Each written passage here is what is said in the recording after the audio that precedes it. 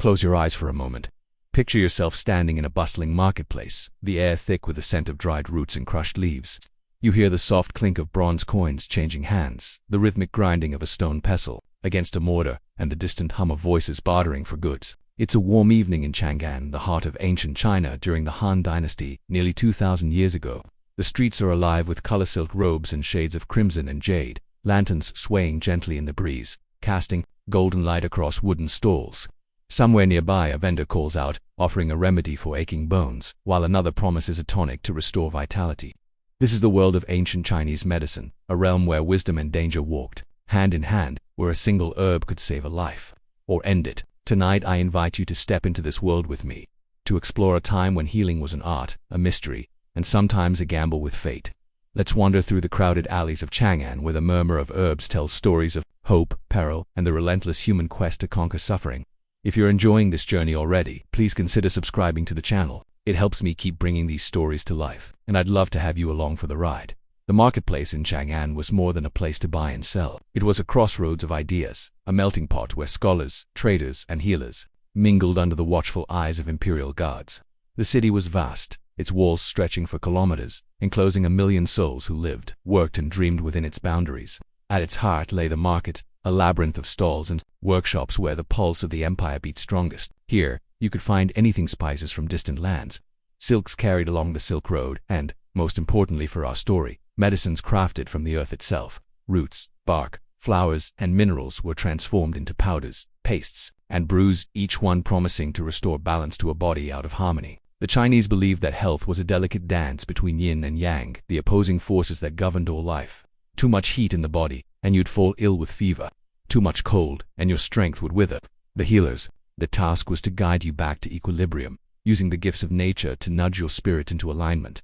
But nature was not always kind. The same plants that soothed could also poison, the same minerals that strengthened could destroy. In the stalls of Chang'an you'd see baskets overflowing with ginseng, its gnarled roots prized for boosting energy, and licorice, its sweet tang used to ease coughs. But tucked among them were more dangerous offerings, a coffinite, known as wolfsbane, which could calm a racing heart in tiny doses but stop it entirely if the healer miscalculated. Or datura, its delicate white flowers hiding a toxin that could send you into a delirium from which you might never wake. These were not mistakes of malice. The healers of ancient China were meticulous, trained through years of study and apprenticeship. They memorized texts like the Huangdi Jing, the Yellow Emperor's classic of medicine, a tome that laid out the principles of healing with a precision that rivaled any modern textbook. They understood the body as a map of channels, where qi, the vital energy, flowed like rivers. Block those rivers, and illness followed. Free them, and health returned. But the line between cure and catastrophe was thin, and even the most skilled hands could falter. Imagine a woman named Li Mei, a mother of 3, standing at a stall in the market. Her youngest son, barely 5 years old, has been coughing for weeks, his small frame shaking with each breath.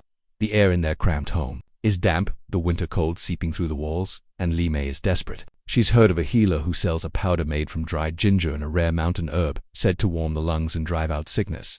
The vendor, an old man with a face like weathered leather, assures her it's safe. He's sold it for years, he says, and mothers across Chang'an swear by it.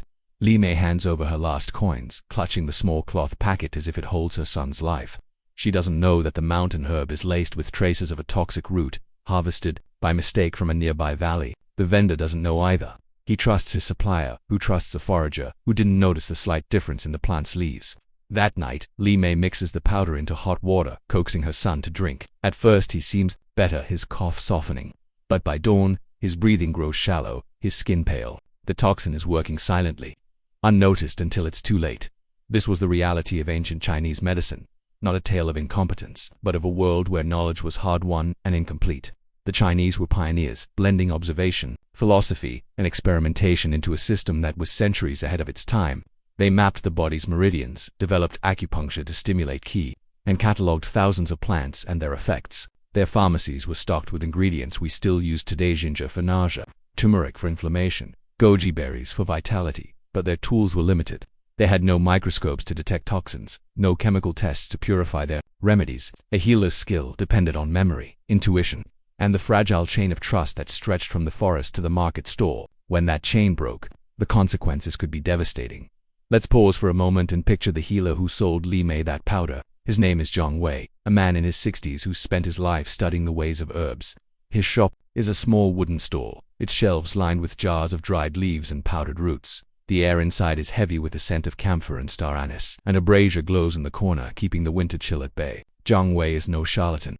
He learned his trade from his father, who learned from his father before him. He can recite passages from the Shenong Benko Jing, a text that lists hundreds of medicinal substances, from common mint to rare minerals. He knows that cinnamon warms the body, that peony root soothes pain, and that too much mahuanga plant we now know contains ephedrine can make the heart race uncontrollably.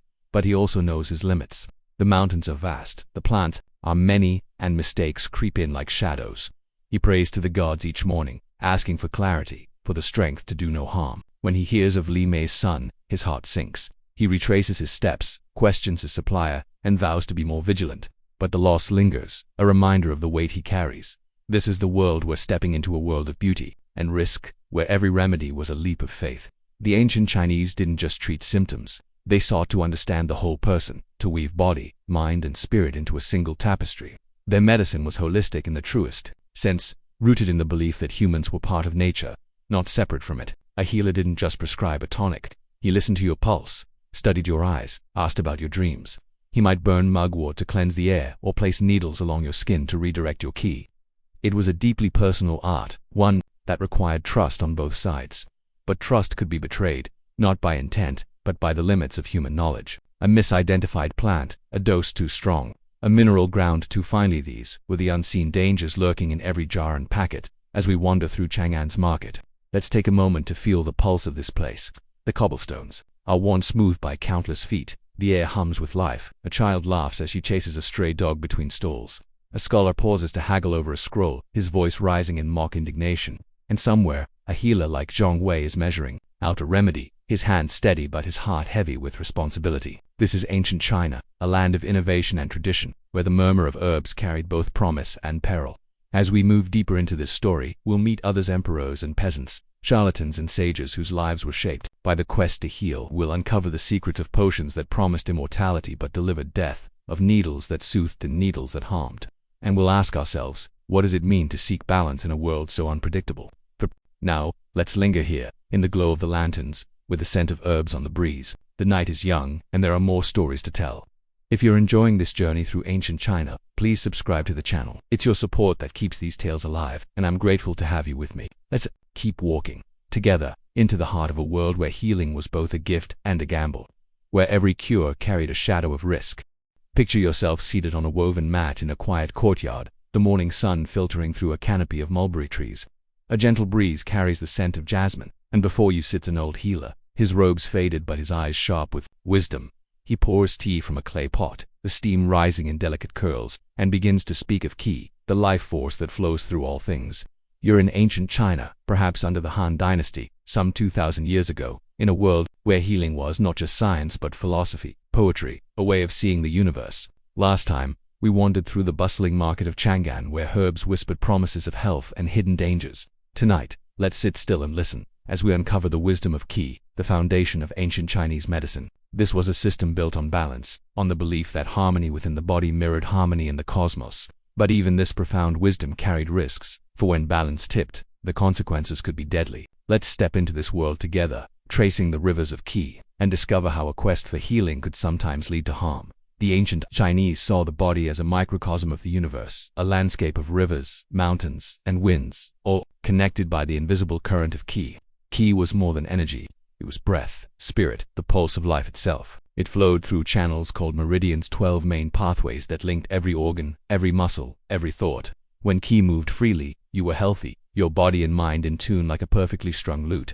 But when qi stagnated or surged too fiercely, illness followed: fevers, chills, aches, or a heaviness that no one could see but you felt in your bones. The healer's job was to guide qi back to its natural rhythm, like a farmer clearing a blocked stream to let water flow. This was the heart of Chinese medicine, rooted in texts like the Huangdi Jin, the Yellow Emperor's classic of medicine, written centuries before the Han Dynasty but revered as sacred knowledge. The Neijing taught that health depended on the balance of yin and yang, the dual forces of the universe. Yin was cool, dark, passive. Yang was warm, bright, active. Too much yin, and your body grew cold and sluggish. Too much yang, and you burned with fever or unrest. The healer read your pulse, not just for its speed but for its quality, strong or weak, floating or deep, to map the state of your qi and decide how to restore harmony. Imagine a merchant named Chen Bo, a man in his 40s who's traveled the Silk Road for years, carrying silk and spices across deserts and mountains. His hands are calloused, his face etched with lines from sun and wind, but lately he's been plagued by headaches that feel like a vice around his skull. He visits a healer in Luoyang, a city rivaling Chang'an in splendor, seeking relief. The healer, a woman named Zulan, sits him down in a room lit by oil lamps, their flickering light casting shadows on bamboo walls. She places her fingers on his wrist, her touch light but firm, and listens to his pulse for what feels like an eternity. She asks about his sleep, his diet, the dreams that wake him in the night. Chen Bo describes a restlessness, a heat in his chest that won't fade. Shulan nods, her face calm but her mind racing. She diagnoses an excess of yang, a fire in his liver meridian that's throwing his ki into chaos. Her remedy is a tea of chrysanthemum flowers and goji berries, meant to cool his body, paired with acupuncture to release the blocked energy. She warns him to rest, to avoid spicy foods, to let his body find its rhythm. Chen Bo trusts her. He's heard of her skill, seen the crowds at her door. He drinks the tea, feels the needles prick his skin, and for a few days, he's better. The headaches ease, his sleep deepens, but Zulan has missed something, a subtle sign in his pulse, a hint of weakness in his spleen, meridian. The tea, too cooling for his constitution, begins to sap his strength, leaving him dizzy and weak. By the time he returns, his condition has worsened, his ki now dangerously out of balance. This was the paradox of the wisdom of ki. The system was brilliant, holistic in a way that modern medicine is only beginning to rediscover. The ancient Chinese didn't treat diseases in isolation. They saw the body as a web, where a pain in your head might stem from anger held too long, or a cough from grief that hadn't been released. They used tools we still marvel at: acupuncture, herbal remedies, moxibustion, where burning mugwort warmed specific points on the body. They observed the seasons, believing that spring nourished the liver, winter the kidneys, and adjusted their treatments accordingly. But their knowledge, vast as it was, had gaps. They couldn't see inside the body, couldn't measure blood pressure or test for infections. Their diagnoses relied on patterns, on the art of reading signs that were as much poetry as science. A pulse described as slippery might suggest dampness in the body. One that felt wiry might point to liver stagnation. These terms were precise in their world, but they left room for error. A healer like Zulan, trained for decades, could still misjudge a patient's constitution, prescribe a remedy that tipped the balance too far, or fail to see an underlying condition that no one in her time could name. Let's walk with Shulan for a moment. As she moves through her day after Chen Bo's visit, her home is modest, a single room with a low wooden table and shelves lined with jars of dried herbs, lotus seeds, astragalus root, peony bark. The air smells of earth and medicine, a comforting weight that clings to her clothes. She's been a healer for 30 years, since she was a girl apprenticed to her aunt, a woman known across Luoyang for curing fevers that others couldn't. Zulan carries that legacy with pride, but also with fear. She knows the stakes: a wrong diagnosis, a dose too strong, and a patient could suffer. She spends her evenings poring over scrolls, memorizing the properties of plants, the pathways of meridians. She burns incense to honor Shennong, the mythical emperor who tasted hundreds of herbs to discover their effects, poisoning himself in the process. His sacrifice is her guide, a reminder that healing is a path of trial and error, paved with both triumphs and losses. When Chen Bo returns, weaker than before, Zulan feels a pang of guilt. She adjusts her approach, prescribing a milder tonic of ginseng to rebuild his strength, and spends hours rechecking her notes. She saves him, but the lesson stays with her. Even the wisdom of Qi is not infallible. If you're enjoying this dive into the world of ancient Chinese medicine, please subscribe if you like the video. Your support keeps these stories flowing, and I'm grateful to have you here. The risks of this system weren't just in misdiagnosis. The philosophy of Qi demanded precision, but the tools of the time were blunt.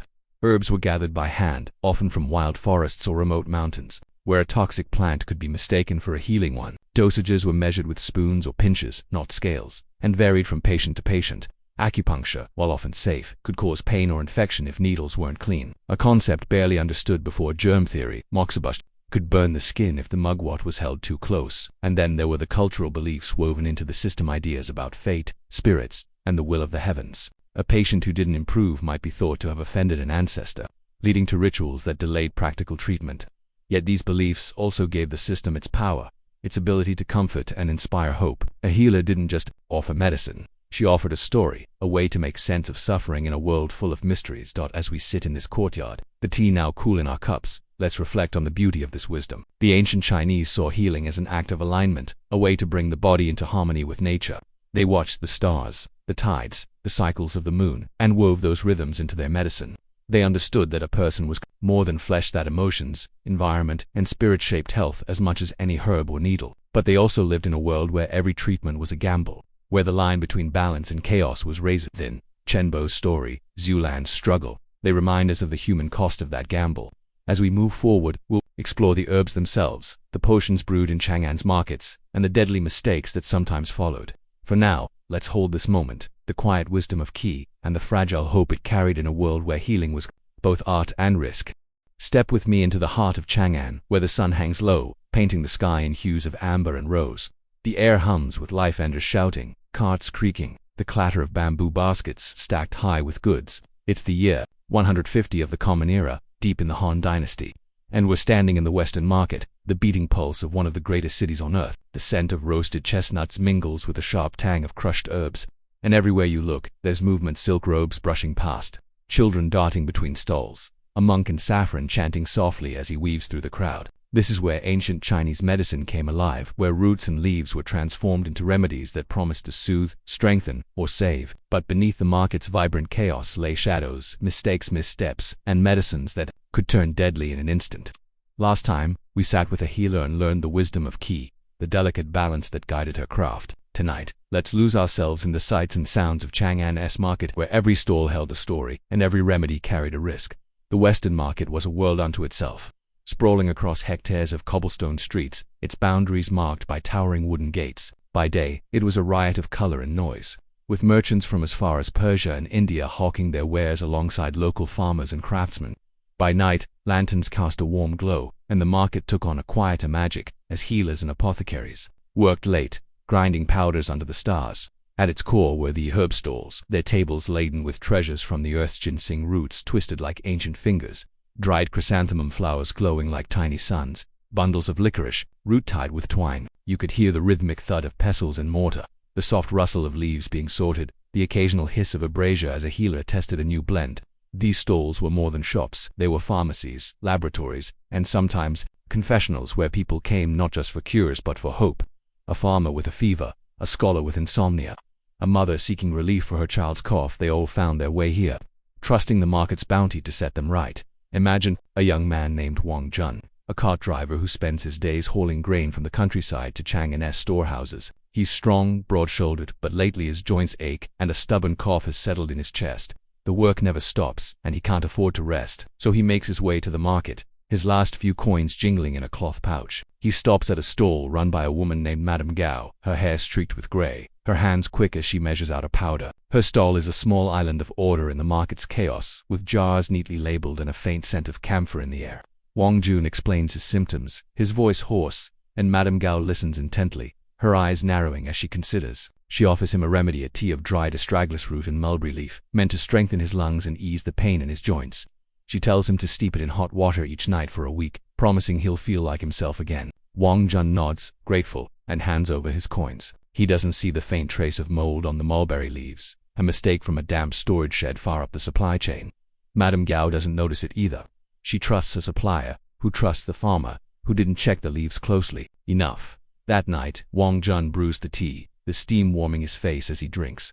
At first, it helps his cough softens, his joints loosen. But by the third day, his stomach churns, and a fever spikes, the mold quietly poisoning his body. This was the market's double edge. Chang'an was a hub of knowledge, where healers drew on centuries of tradition, guided by texts like the Shenong Benko Jing, which catalogued hundreds of plants and their uses. They knew that astragalus boosted immunity, that ginger warmed the stomach, that goji berries nourished the eyes.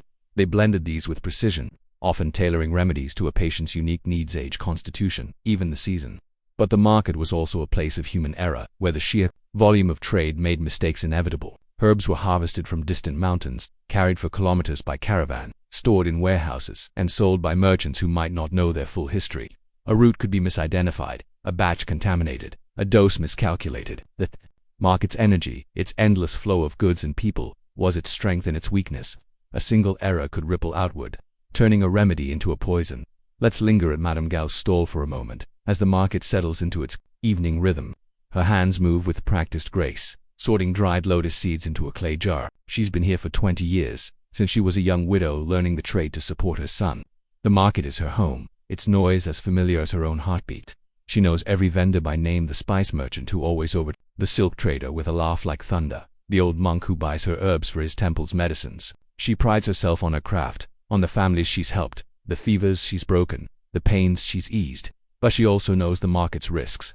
Last year, a batch of cinnamon she bought caused rashes in her customers, tainted by a fungus from a flooded storeroom. She refunded their coins, burned the remaining stock, and spent weeks rebuilding trust. When she hears of Wang Chun's fever, her stomach knots.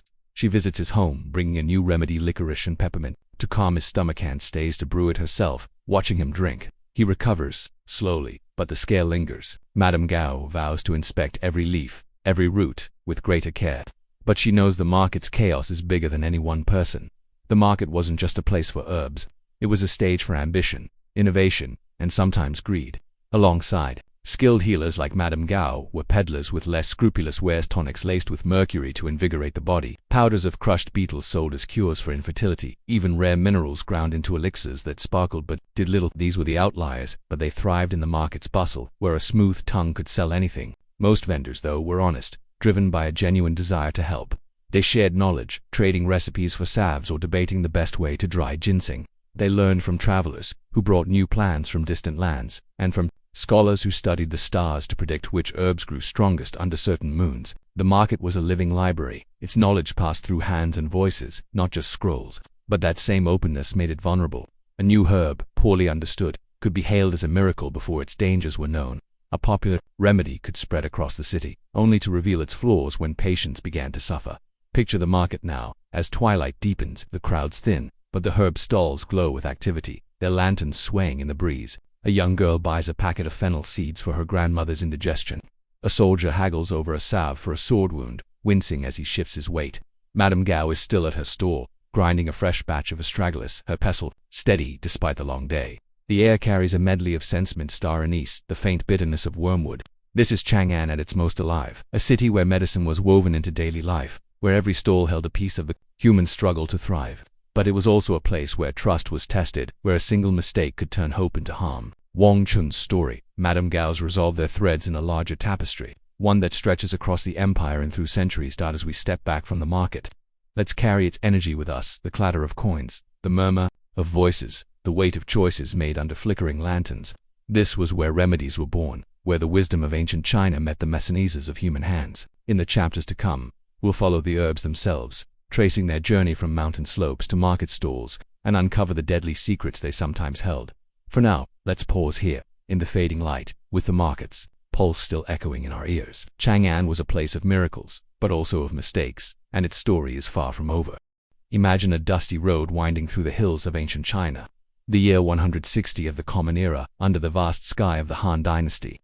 The sun is dipping low, casting long shadows across fields of millet and patches of wildflowers. You hear the creak of a wooden cart, its wheels groaning under the weight of clay jars and bundled herbs. At the reins is an old man, his face weathered like the bark of an ancient tree, his eyes bright with a quiet fire. This is Liang Hao, an itinerant apothecary, a wandering healer who carries his pharmacy on his back, bringing medicine to villagers too small for their own market stalls. His cart is a traveling treasury of remedies: dried peony roots, powdered cinnamon, vials of sesame oil infused with mint. To the farmers and weavers who await his visits, he's a lifeline, a man who can soothe a child's fever or ease an elder's pain. But his work is a tightrope walk, where faith in his skill meets the ever-present risk of error. Last time, we roamed the bustling market of Chang'an, where herbs held both promise and peril. Tonight, let's follow Liang Hao along this lonely road, into a village where his remedies will test the fragile line between healing and harm. Liang Hao has been wandering for decades. His life measured in the kilometers he's traveled, the faces he's met, the lives he's touched. He's 60 now, his hair a silver crown, his hands stained from years of crushing roots and mixing salves. He learned his trade as a boy, apprenticed to a monk who roamed the same paths, teaching him the secrets of plants and the rhythms of the body. Liang Hao carries no scrolls, no heavy texts like the Huangdi. His knowledge lives in his memory, in the calluses on his fingers, in the way he can smell a storm coming and know it's time to brew a warming tonic. His cart is modest but meticulously organized: jars labeled with strips of bamboo, bundles of herbs tied with hemp, a small brazier for heating oils. At each village he sets up under a tree or in a courtyard, spreading a cloth to display his wares. Children gather first, drawn by the strange scents and the stories he tells of distant mountains where ginseng grows like hidden treasure. Then come the adults, their faces etched with worry or hope, seeking cures for ailments that keep them awake at night. Tonight, Liang Hao arrives in a village nestled between two rivers, its houses made of mud and straw, their roofs thatched against The autumn rains. The air is cool, carrying the earthy scent of harvested fields and the faint smoke of cooking fires. The villagers know his cart by sound, and soon a small crowd forms. Their voices a soft murmur against the evening's quiet. Among them is a woman named Yu Fen, a weaver in her 30s, her hands rough from years at the loom. She's come for her father, an old man named Yu Wei, who has been plagued by a cough that rattles his chest and steals his breath. Yu Fen's eyes are tired, her shoulders hunched with the weight of caring for him while raising 2 young sons. She kneels beside Liang Hao's cot, describing her father's symptoms in a low voice: nights of endless coughing, a fever that comes and goes, a weakness that's left him bedridden. Liang Hao listens, his face calm but his mind sharp, piecing together the clues.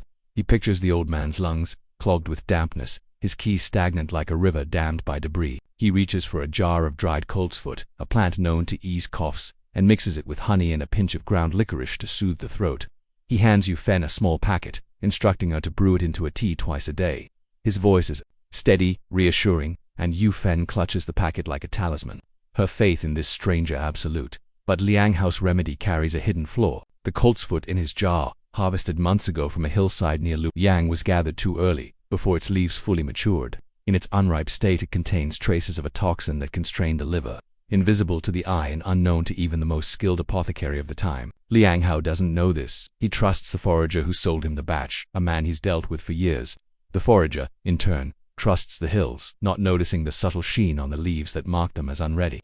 Yu Fen brews the tea that night, sitting by her father's bedside as the steam rises, filling the small room with a sweet, herbal scent. Yu Wei sips it slowly, his cough easing for the first time in weeks. Yu Fen feels a flicker of hope, whispering thanks to the gods as her father sleeps. But over the next few days Yu Wei's fever spikes, his skin takes on a yellowish tinge, and his strength fades further. The toxin, small but insidious, is taxing his already frail body. A silent threat no one can name. This is the burden Liang Hao carries, the shadow that follows every itinerant apothecary. His work is solitary, his mistakes private but no less heavy. Unlike the healers of Chang'an's market, with their bustling stalls and networks of suppliers, Liang Hao is a lone figure, reliant on his own judgment and the integrity of the herbs he buys. He knows the stakes each village he visits is a new chance to help, but also to he's seen it before, a salve that caused a rash, a tonic that brought nausea instead of strength. Each time, he learns, adjusts, prays. His faith is not in gods alone but in the plants themselves, in the wisdom of Shennong, the mythical emperor who tasted herbs and died to teach their secrets. Liang Hao carries a small jade pendant carved with Shennong's image, a reminder of the cost of his craft. When he hears of Yu Wei's decline, he returns to the village, his cart rattling along the same road. He finds Yu Fen weeping, her father barely conscious. Liang Hao's heart sinks, but he doesn't falter. He brews a new remedy: ginger and peppermint to fight the fever, astragalus to bolster strength, and stays through the night, tending Yu Wei himself. The old man stabilizes, his breathing easier, but the recovery is slow, and Liang Hao knows he's come too close to failure. Let's walk beside Liang Hao as he leaves the village at dawn, the mist curling around his cart like a living thing. The road stretches ahead, leading to another village, another set of faces waiting for his help. His hands grip the reins, steady but tired, and the pendant at his neck sways with each step. He thinks of Yu Wei, of the cough that eased and the fever that followed, and he vows to question every herb, to test each batch with greater care. The life of an itinerant apothecary is one of movement, but also of reflection. Liang Hao has home, no family waiting at the end of the road, but he has purpose. He carries stories of the woman whose migraines he cured with few, the child whose fever broke after a night of his teas, the elder who thanked him with a basket of These are his anchors, the moments that keep him walking when the weight of his mistakes threatens to pull him down. The world Liang Hao moves through is one of beauty and fragility. The hills bloom with wild herbs, their leaves catching the sunlight, like offerings. The rivers sing, their waters feeding the fields that sustain the villages. But nature is also unpredictable, its gifts laced with risks no one can fully tame. A plant harvested too soon, a root stored too long, these are the dangers that haunt every apothecary, no matter how skilled. Liang Hao knows this, just as he knows the body's meridians, the flow of qi, the balance of yin and yang. His remedies are acts of faith, not just in his knowledge but in the people who trust him, who see in his weathered face a promise of relief. Yu Fen's story, Yu Wei's struggle, they're part of a larger truth, one that binds healer and patient in a delicate dance. As we watch Liang Hao's cart disappear into the morning mist, let's hold this moment: the creak of wheels, but scent of herbs, the quiet courage of a man who walks alone. His story is one of devotion, but also of danger, a reminder that even the most trusted hands can falter. In the chapters ahead, we'll delve deeper into the herbs themselves, uncovering the poisons hidden in their leaves and roots. For now, Let's linger on this road, with the hills stretching endless before us, and the echo of Liang housecart carrying the weight of both hope and risk. Picture a hillside in ancient China, bathed in the soft light of dawn, where wild herbs sway in the breeze like a living carpet. The year is 165 of the Common Era, and we're deep in the Han Dynasty, a time when the earth's bounty was both medicine and mystery. You can smell the sharp bite of mint, the earthy musk of roots damp from last night's rain, and the faint sweetness of blooming peonies. These hills, stretching 4 kilometers beyond the walls of Chang'an, were the cradle of ancient Chinese medicine, where healers and foragers gathered the plants that filled apothecary jars. Herbs were the backbone of healing, their leaves and roots brewed into teas, ground into powders, or burned to release their healing vapors. To the people of the time, they were gifts from nature, trusted to soothe pain, calm fevers, or restore strength. But not all gifts were safe. Some herbs, common and cherished, hid poisons in their delicate forms, waiting to betray the hands that harvested them. Last time, we followed Liang Hao, the itinerant apothecary, whose remedies carried both hope and risk. Tonight, let's tread carefully among these hills, uncovering the dangers disguised as cures, and meet a forager whose mistake will ripple through a family's life. In the ancient Chinese pharmacopoeia, herbs were more than ingredients. They were allies, each with a personality, a role in the dance of yin and yang.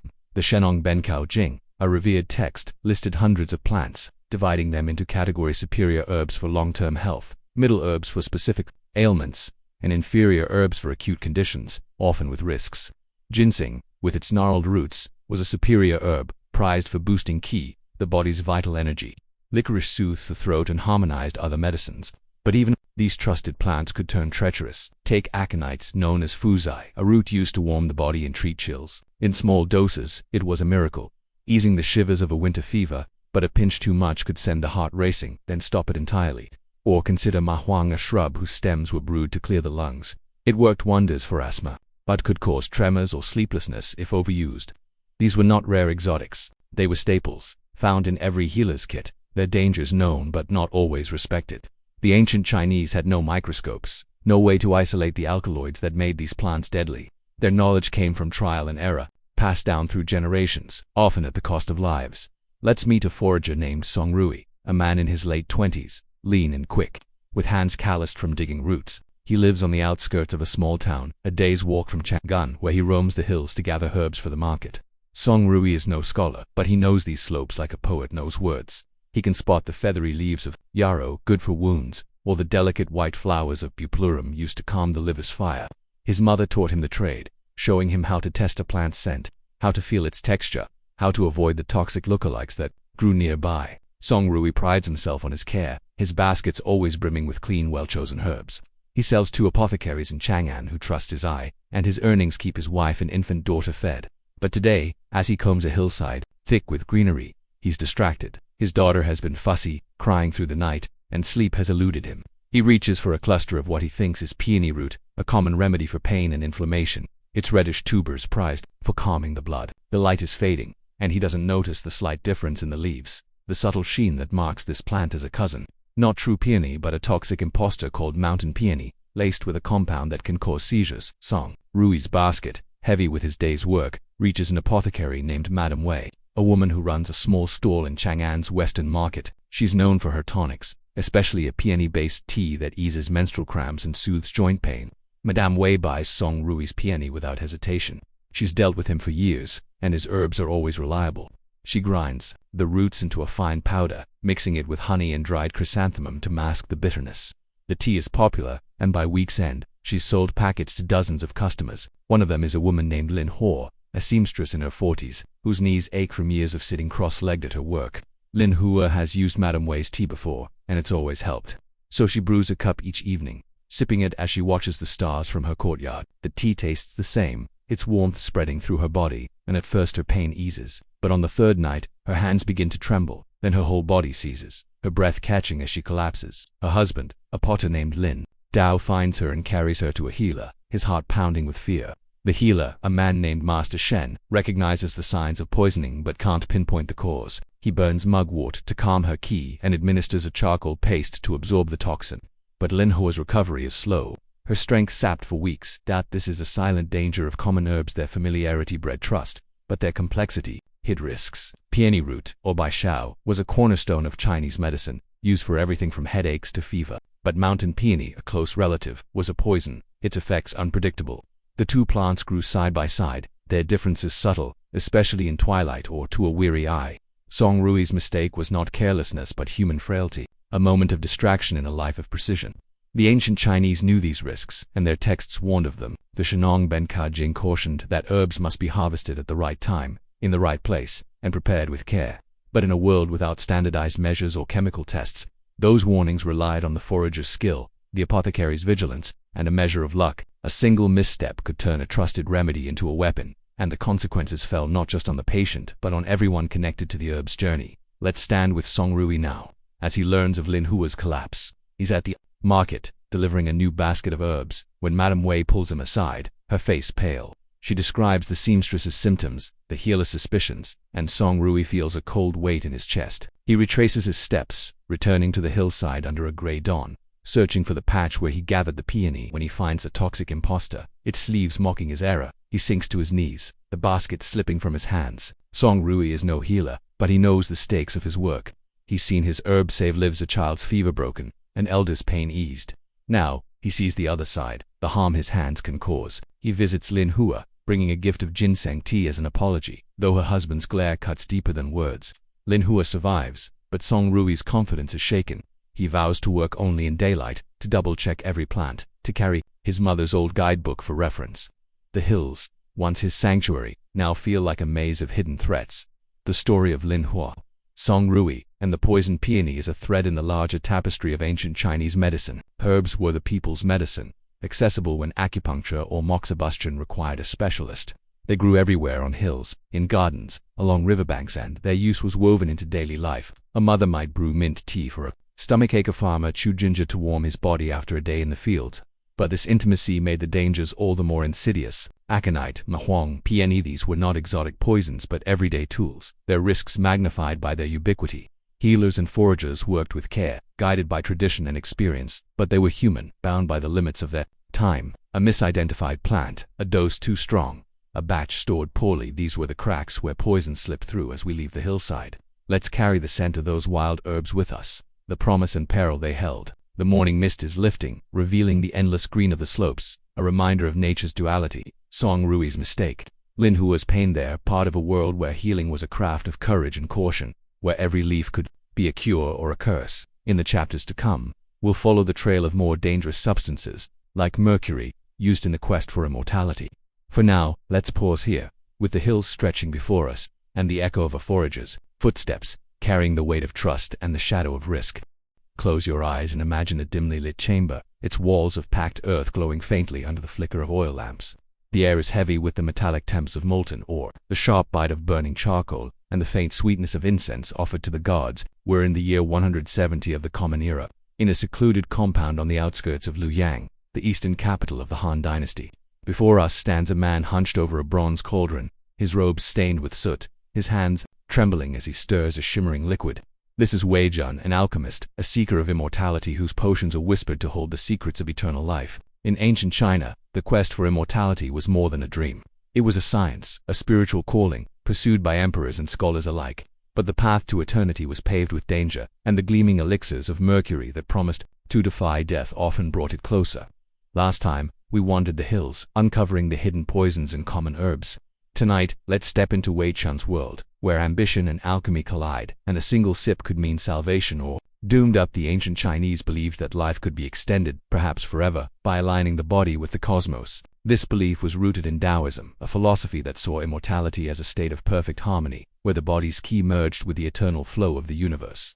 Alchemists like Wei Jun were not mere chemists, they were mystics, blending herbs, minerals, and rituals to create elixirs called dawn or cinnabar pills, thought to purify the body and elevate the soul. Cinnabar, a bright red mineral, was their cornerstone, prized for its beauty and its mercury content, which they believed held transformative power. Mercury, liquid and lustrous, was seen as a bridge between the earthly and the divine, a substance that could preserve the body as it had preserved the ores deep within the earth. To the alchemists, it was a gift from the heavens, a key to unlocking eternity. But mercury was also a poison, its effects subtle at first, tremors, confusion, a creeping weakness, then devastating as it attacked the kidneys, the brain, the heart. The line between elixir and toxin was perilously thin. and those who sought immortality often paid the ultimate price. Wei Jun is no ordinary alchemist. He's 45, with a scholar's mind and a poet's heart, driven by a vision of transcending mortality. His father was a court physician, his mother a Taoist priestess, and from them, he inherited a fascination with the unseen forces that govern life. He's spent years studying the classics, from the Huangdi Neijing to the Baopuzi, a Taoist text that describes the art of immortality. His compound is a labyrinth of furnaces and shelves, lined with jars of cinnabar, sulfur, and rare herbs like reishi mushroom, believed to nourish the spirit. The villagers nearby speak of him with awe, calling him Master Wei, though few have seen his face. He rarely leaves his work, consumed by the promise of his elixirs. His latest creation is a mercury-based pill, refined over months, its surface gleaming like a polished pearl. He believes it will grant him the lightness of being described in Taoist texts, freeing his body from decay. But Wei Jun is not alone in his quest. He's caught the attention of a wealthy merchant named Lord Sai, a man in his 60s, desperate to outrun the frailty of age. Lord Sai visits Wei Jun's compound under a moonless sky, his silk robes swishing as he steps through the gate. He's a man of power. His warehouse is filled with jade and spices, but his body betrays him, his joints ache, his breath shortens, and a fear of death gnaws at his dreams. He's heard of Wei Chen's elixirs, of men who took them and felt their youth return, if only for a season. Lord Sai offers a chest of silver coins for a single pill, his voice steady but his eyes pleading. Wei Jun hesitates. He's tested the elixir on himself in tiny doses, feeling a surge of clarity, a warmth in his limbs. But he knows the risks. His own hands have begun to shake, his sleep broken by vivid dreams. The Baopuzi warns that mercury must be tamed, through precise rituals, its dosage measured to a fraction of a gram. Yet Lord Sai's desperation is infectious, and Wei Jun's own ambition whispers that this is the moment to prove his art. He hands over the pill, instructing Lord Sai to dissolve it in rice wine and drink only half, under the light of the next full moon. Lord Sai nods, clutching the pill like a sacred relic, and returns to his mansion, his heart alight with hope. The full moon rises, and Lord Sai follows Wei Jun's instructions, sipping the wine as the elixir's metallic taste lingers on his tongue. At first he feels a rush, as if his blood is turned to fire, his aches fading, his mind sharp. He laughs, summoning his servants to share the good news, dreaming of years stretched before him like an endless road. But by dawn, his hands tremble, his vision blurs, and a nausea grips him. The mercury, far too potent for his aging body, is attacking his organs, its poison seeping into his bloodstream. His household panics, summoning a healer named Madame Su, a woman skilled in acupuncture and herbs. She finds Lord Sai sweating, his pulse erratic, his skin clammy. She burns mugwort to calm his ki and administers a tea of milk thistle to cleanse his body, but the damage is deep. Lord Sai lingers for days, his mind clouded, his body failing, until he slips away, his dream of eternity unfulfilled. The news reaches Wei Jun, carried by a servant who spits at his gate, cursing the alchemist's name. This is the tragedy of mercury, a substance revered and feared in equal measure. The ancient Chinese were pioneers, their alchemy centuries ahead of their time. They used mercury not just for immortality but for practical medicines treating skin infections, easing joint pain, even as a preservative in ointments. Their texts described its preparation with meticulous care, advising that it be heated, mixed with sulfur, or buried in sacred earth to reduce its toxicity. But their tools were limited. They had no way to measure mercury's concentration, no understanding of its cumulative effects. A single pill, taken once, might cause no harm, but repeated doses, or a batch too strong, could kill. Emperors, seduced by the promise of eternal life, were among the victims. Historical records suggest that Qin Shi Huang, the first emperor, died after consuming mercury elixirs, his body weakened by the very potions meant to preserve it. Wei Jun, like countless alchemists, walked a path littered with such stories, driven by a dream that blinded him to the cost. Let's stand with Wei Jun now, in the silence of his chamber, the cauldron cold, the lamps burned low. The news of Lord Sai's death has shattered him. He paces the room, his hands shaking not from mercury, but from guilt. He thinks of his mother, who taught him to honor life, and his father, who warned that ambition could outrun wisdom. Wei Jun is no charlatan. He believed in his elixir, tested it, refined it, prayed over it. But belief is not enough. He buries the remaining pills in a clay jar, vowing to abandon mercury for safer herbs, like astragalus or goji berries. He visits Lord Sai's family, offering no excuses, only a basket of healing teas and a promise to make amends. They turn him away, but he leaves the basket at their gate, a small act of contrition. Wei Jun returns to his work, but the spark in his eyes is dimmer, the weight of his craft heavier. He knows the quest for immortality is a siren's song, beautiful but deadly, and he wonders if eternity is worth such a price. The story of Wei Jun and Lord Sai is a window into the ancient Chinese obsession with immortality, a dream that shaped their medicine and their culture. Mercury was their star, dazzling and dangerous, a symbol of what they could achieve and what they could lose. Alchemists like Wei Jun were not reckless. They were scholars, experimenting with the tools they had, guided by a philosophy that saw no limit to human potential. But their failures were human too, born of hope and hubris. As we leave Wei Chun's chamber, let's carry the metallic glint of his elixir with us, a reminder of a time when the line between medicine and poison was drawn in faith and fire. In the chapters ahead, we'll step into the imperial court, where an emperor's trust in a potion will lead to betrayal. For now, let's linger here, in the quiet of this compound, with the echo of Wei Chun's stirring rod and the fading dream of eternity. Step into the grandeur of a palace in Luoyang, its halls adorned with lacquered pillars and silk tapestries that shimmer in the glow of bronze lanterns. The year is 180 of the Common Era, near the twilight of the Han Dynasty, and the air carries the scent of sandalwood incense, mingling with the faint metallic undertone of alchemical brews. You hear the soft rustle of court officials' robes, the murmur of whispered plots, and the distant chime of a jade bell signaling the emperor's presence. This is the imperial court, a place of power and paranoia where every gesture hides a motive, and trust is a currency more precious than gold. At the heart of this world sits Emperor Ling, a young ruler in his early 20s, his face pale, his eyes shadowed by sleepless nights. He seeks a potion to prolong his life, to secure his legacy against the chaos threatening his empire. But in the court, ambition breeds deception, and the elixir he trusts will lead him not to eternity but to ruin. Last time, we stood with an alchemist whose mercury elixirs promised immortality but delivered death. Tonight, let's slip through the palace gates, into a story of an emperor deceived by a potion that gleamed with false hope. The Han court was a glittering stage, where scholars, generals, and alchemists vied for the emperor's favor. Emperor Ling was no warrior. He was a scholar king, raised on poetry and philosophy, but his reign was troubled. Rebellions simmered in the provinces, bandits roamed the countryside, and whispers of betrayal echoed in the halls. His health, too, was frail, a persistent cough, a weakness that drained his vigor. The court physicians, trained in the ways of the Huangdi Neijing, prescribed ginseng teas and acupuncture to balance his qi. But their remedies brought only fleeting relief. Desperate for strength, Emperor Ling turned to the alchemists, men who claimed to hold the secrets of immortality. Taoist beliefs had taken root in the court, promising that a perfect elixir could align the body with the cosmos, granting eternal life. Cinnabar, the red mineral rich in mercury, was the alchemist's dart, its liquid heart, believed to preserve the body as it preserved the earth's ores. To an emperor facing mortality and rebellion, such promises were irresistible, even if they came with whispers of danger.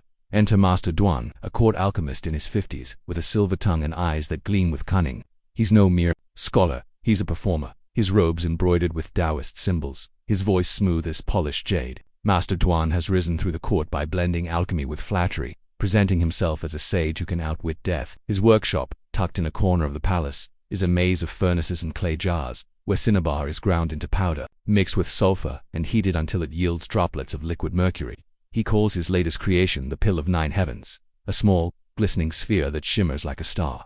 He claims it will purge the emperor's body of weakness, restoring his key to the vitality of youth. The pill is a risk. Mercury is known to cause tremors, even madness, if mishandled, but Master Duan has tested it on servants, noting their brief bursts of energy before dismissing their later complaints as weakness of spirit. He presents the pill to Emperor Ling in a jade box, kneeling as he describes its power to align the emperor with the eternal Tao. Emperor Ling is captivated. He's heard of Mercury's dangerous tales of alchemists who died young, their hands shaking, their minds unraveling, but Master Duan's confidence is a balm to his fears. The court is a labyrinth of doubt, with advisors plotting and generals scheming, but this pill feels like a truth he can hold. He summons Master Duan to his private chambers, a room overlooking a garden where plum blossoms drift like snow. The emperor's hands tremble as he lifts the pill, its surface catching the lantern light. Master Duan instructs him to swallow it with a sip of rice wine, under the constellation of the dragon, to harness its celestial power. Emperor Ling complies, the wine's warmth masking the metallic bite of the mercury. At first he feels a surge as if his blood has caught fire, his cough quieter, his limbs lighter. He laughs, a rare sound in the somber palace, and rewards Master Duan with a title and a chest of silk. The court buzzes with talk of the emperor's renewed strength, and Master Duan basks in his triumph, already planning his next elixir. But the Pill of 9 Heavens is a traitor. Mercury, even in small doses, builds in the body, its poison silent until it strikes.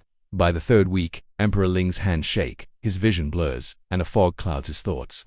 He snaps at his advisors, forgets the names of his concubines, and wakes from dreams of falling into a silver sea.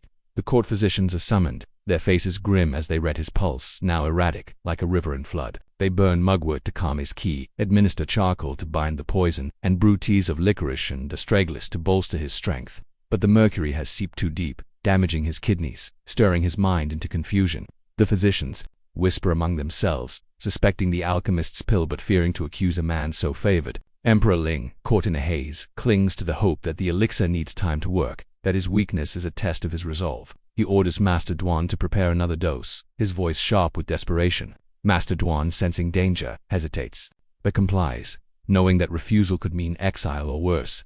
The second pill is Emperor Ling's undoing. Within days his body fails, his breath shallow, his skin ashen. The court descends into chaos, with advisors blaming the physicians, generals accusing sorcerers, and Master Duan vanishing into the night, his workshop abandoned. Emperor Ling dies at 23, his reign cut short, his dream of immortality a cruel irony. Historical records of the Han dynasty are vague, but some suggest that Emperor Ling's death, like that of earlier rulers, was hastened by alchemical potions. Mercury's promise turned to poison. The court mourns, but the empire moves on, its wheels grinding toward collapse. The physicians, shamed by their failure, burn their scrolls of alchemical recipes, vowing to trust only herbs and needles. Master Duan, if he survives, carries his guilt like a shadow, his name erased from the court's annals. Let's linger in the emperor's chamber. Now empty, the lanterns dim, the jade box discarded on a table. The plum blossoms outside sway in the breeze, indifferent to the tragedy within. Emperor Ling was a man of his time, caught in a web of hope and deceit. His trust in alchemy a reflection of a culture that saw no limit to human potential. Mercury was not just a medicine. It was a symbol, a bridge to the divine, revered by Taoists and emperors alike. The ancient Chinese were innovators, their alchemy a precursor to modern chemistry. Their elixirs a bold experiment in a world without microscopes or toxicology. They knew Mercury's risk stakes like the Baopuzi warned of its fiery nature, but ambition often outran caution. Emperors, seeking to defy death, were the most vulnerable, their courts fertile ground for alchemists like Master Duan, whose charisma masked their recklessness. Stand with the physicians now. As they gather in the palace courtyard, their robes heavy with the night's chill, they're men of learning, trained to read the body's meridians to balance yin and yang, but they feel the sting of failure. They think of Emperor Ling's cough, how they soothed it with ginseng, how they missed the signs of Mercury's poison, until it was too late. They know the court's dangers, its politics, its hunger for miracles, but they also know their own limits. The Huangdi Neijing, their guide, speaks of harmony, not immortality, and they resolve to return to its wisdom, to herbs like goji berries and acupuncture's gentle precision. They burn a sprig of mugwort in the emperor's honor, its smoke, curling toward the stars, a prayer for his soul and a warning to their successors. The court will forget this lesson, as it always does, but the physicians carry it in their bones, a reminder that even an emperor's trust can be betrayed by a potion's gleam. The story of Emperor Ling and Master Duan is a tragedy of faith, a chapter in the ancient Chinese quest to conquer death. Mercury was their siren, its silver promise drowning out its silent threat. The Han dynasty, for all its splendor, was a world of fragility, where knowledge and error walked hand in hand. As we leave the palace, let's carry the weight of that jade box, the echo of a young emperor's hope, now stilled. In the chapters ahead, we'll explore the art of acupuncture, where needles brought relief but sometimes pain. For now, let's pause here, in the quiet of Luoyang's court, with the scent of incense fading and the shadow of a deadly potion lingering in the air. Picture a small room in a village near Chang'an, its walls of packed earth softened by the golden glow of a single oil lamp. The year is 185 of the Common Era, in the waning years of the Han dynasty, and the air carries the faint scent of burning mugwort, its smoky warmth mingling with the crispness of an autumn evening. A woman kneels on a woven mat, her hand steady as she holds a thin bronze needle, its tip glinting in the light. This is Madame Zhou, a healer known for her skill with acupuncture, a practice that channels the body's ki to restore health. Before her lies a man, his face etched with pain, his breathing shallow. The village trusts Madame Zhou. Her needles have eased migraines, soothed fevers, and brought relief where herbs alone failed. But acupuncture, for all its elegance, was not without shadows. A misplaced needle, a moment of misjudgment, could turn healing into harm. Last time, we stood in the imperial court, where an emperor's trust in a mercury elixir led to betrayal. Tonight, let's sit quietly in this humble room, where Madame Zhou's needles weave a delicate dance between hope and risk. Acupuncture was a cornerstone of ancient Chinese medicine, its roots stretching back centuries, perhaps to the time of the Yellow Emperor himself. The Huangdi Neijing, the classic text of medicine, described the body as a network of meridians, invisible channels where qi, the vital energy, flowed like rivers. When qi was blocked by stress, injury, or imbalanced illness followed. Acupuncture used needles, inserted at precise points along these meridians to free the flow of qi, restoring harmony to the body. The ancient Chinese mapped hundreds of points, each tied to specific organs or functions. A point on the hand could ease a headache. One on the foot could calm the stomach. The practice was both art and science, requiring years of training to master the body's subtle signals. Needles were crafted from bronze, later iron, their tips sharpened to slip through skin with minimal pain. Healers like Madame Zhou paired acupuncture with moxibustion, burning mugwort near the skin to warm the meridians, or herbal teas to support the treatment. To the people of the Han dynasty, acupuncture was a marvel, a way to heal without cutting, to mend the spirit as much as the flesh. But the marvel had its limits. Acupuncture relied on precision, and the human body was a complex map. Its meridians invisible, its responses unpredictable. A needle placed too deeply could pierce a nerve or blood vessel, causing pain or bruising. A point mischosen could worsen a condition, throwing qi further into chaos. In a time before germ theory, needles reused without proper cleaning could carry infection, a danger no one understood but all could suffer. The Huangdi Neijing warned that acupuncture required a healer's full attention, a steady hand, and a clear mind. A distracted or inexperienced practitioner could do more harm than good, turning a tool of balance into one of disruption. Yet the demand for acupuncture was high, especially in villages far from Chang'an's markets, where herbs were scarce. And healers like Madame Zhou were the only hope for the sick. Let's meet the man on Madame Zhou's mat, a farmer named Hu Ming in his late 40s, his hands rough from years of plowing fields. Hu Ming has been plagued by a pain in his lower back, sharp and unrelenting, that makes it hard to stand after a day's work. His wife, fearing he'll lose his strength, urges him to seek Madame Zhou, whose needles helped their neighbors. Migraines last spring. Hu Ming is wary needles seem unnatural, a city practice unfit for a farmer's life, but the pain drives him to her door. Madame Zhou's room is simple. Its only furnishings a low table and a shelf of clay jars holding herbs and tools. She listens as Hu Ming describes his pain, noting its location, its rhythm, the way it worsens in the evening chill. She reads his pulse, her fingers light on his wrist, and diagnoses a blockage in his kidney meridian caused by dampness and overwork. Her remedy is acupuncture, targeting points along his back and legs to free the qi, paired with a tea of ginger and cinnamon. To warm his body, Hu Ming lies face down, his breath uneven, as Madame Zhou prepares her needles, wiping them with a cloth dipped in rice wine. Her only defense against unseen threats. Madame Zhou is skilled, her hands guided by 20 years of practice. She trained under her father, a healer who served the local magistrate, and inherited his meticulous care. She knows the kidney meridian's path, the points that govern strength and stamina. She inserts the first needle, near Hu Ming's lower back, her touch gentle, the prick barely a whisper. Hu Ming tenses, then relaxes as the pain seems to soften. She places more needles, along his spine, his calves, each one a step in her map of his qi.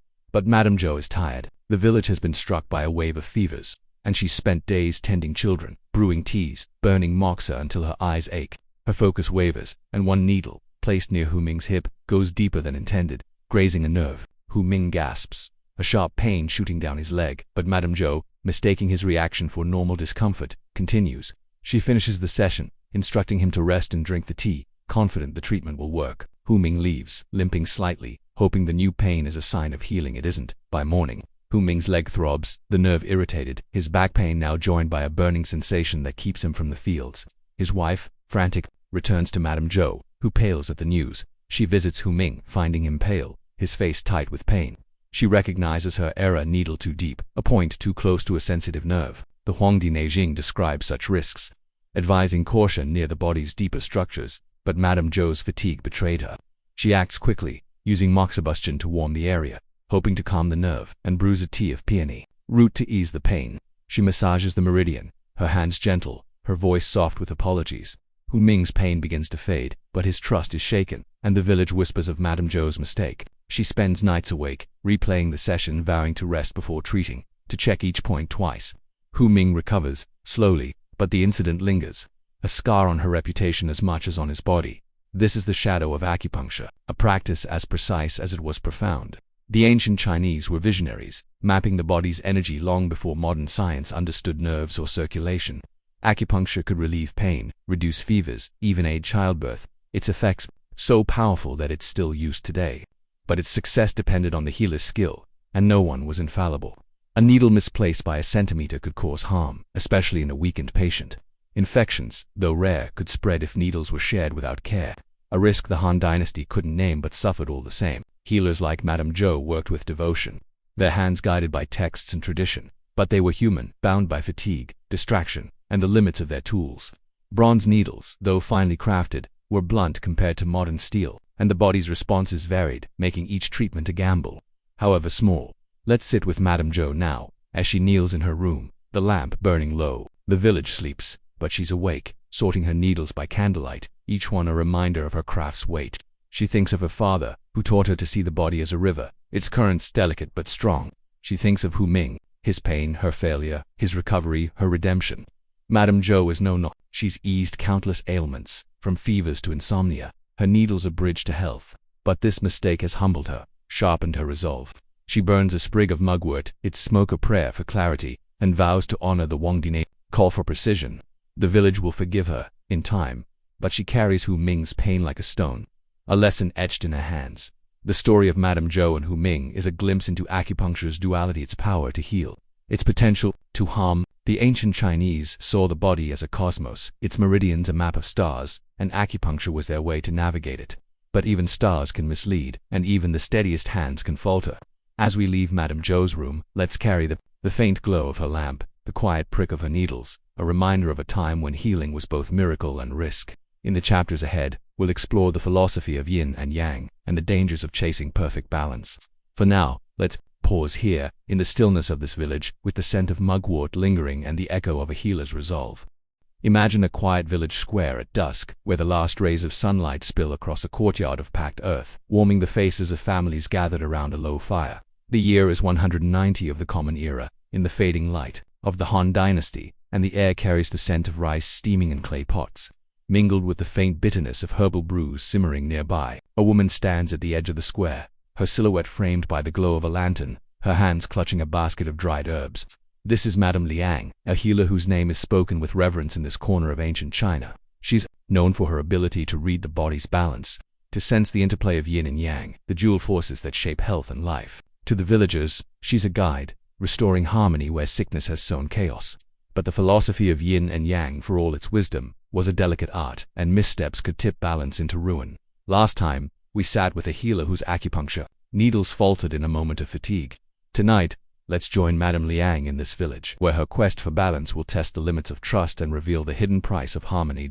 In ancient Chinese medicine, yin and yang were more than concepts. They were the pulse of existence, the rhythm that governed the body, the seasons, the cosmos itself.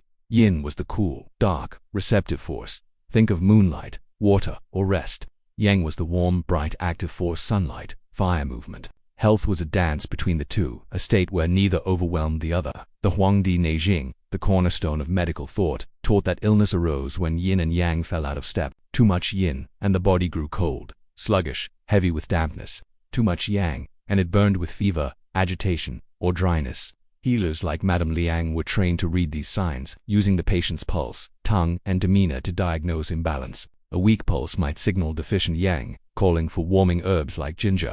A flushed face might point to excess yang, needing cooling remedies like chrysanthemum.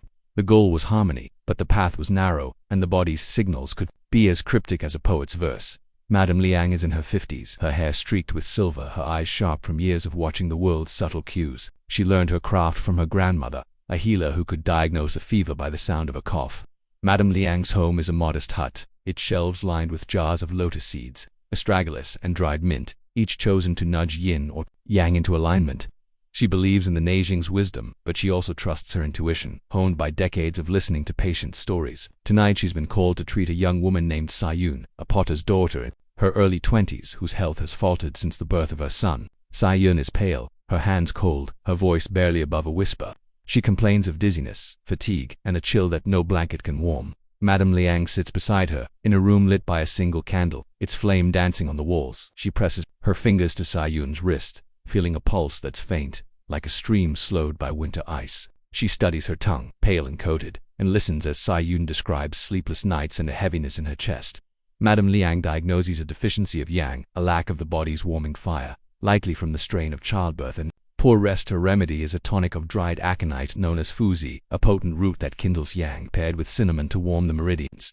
She warns Taejun to take only a small dose, steeped in hot water, and to rest for days. Aconite is a double-edged sword, revered in Chinese medicine for its power but feared for its toxicity. In tiny amounts it could revive a fading pulse, warm a chilled body, or ease joint pain.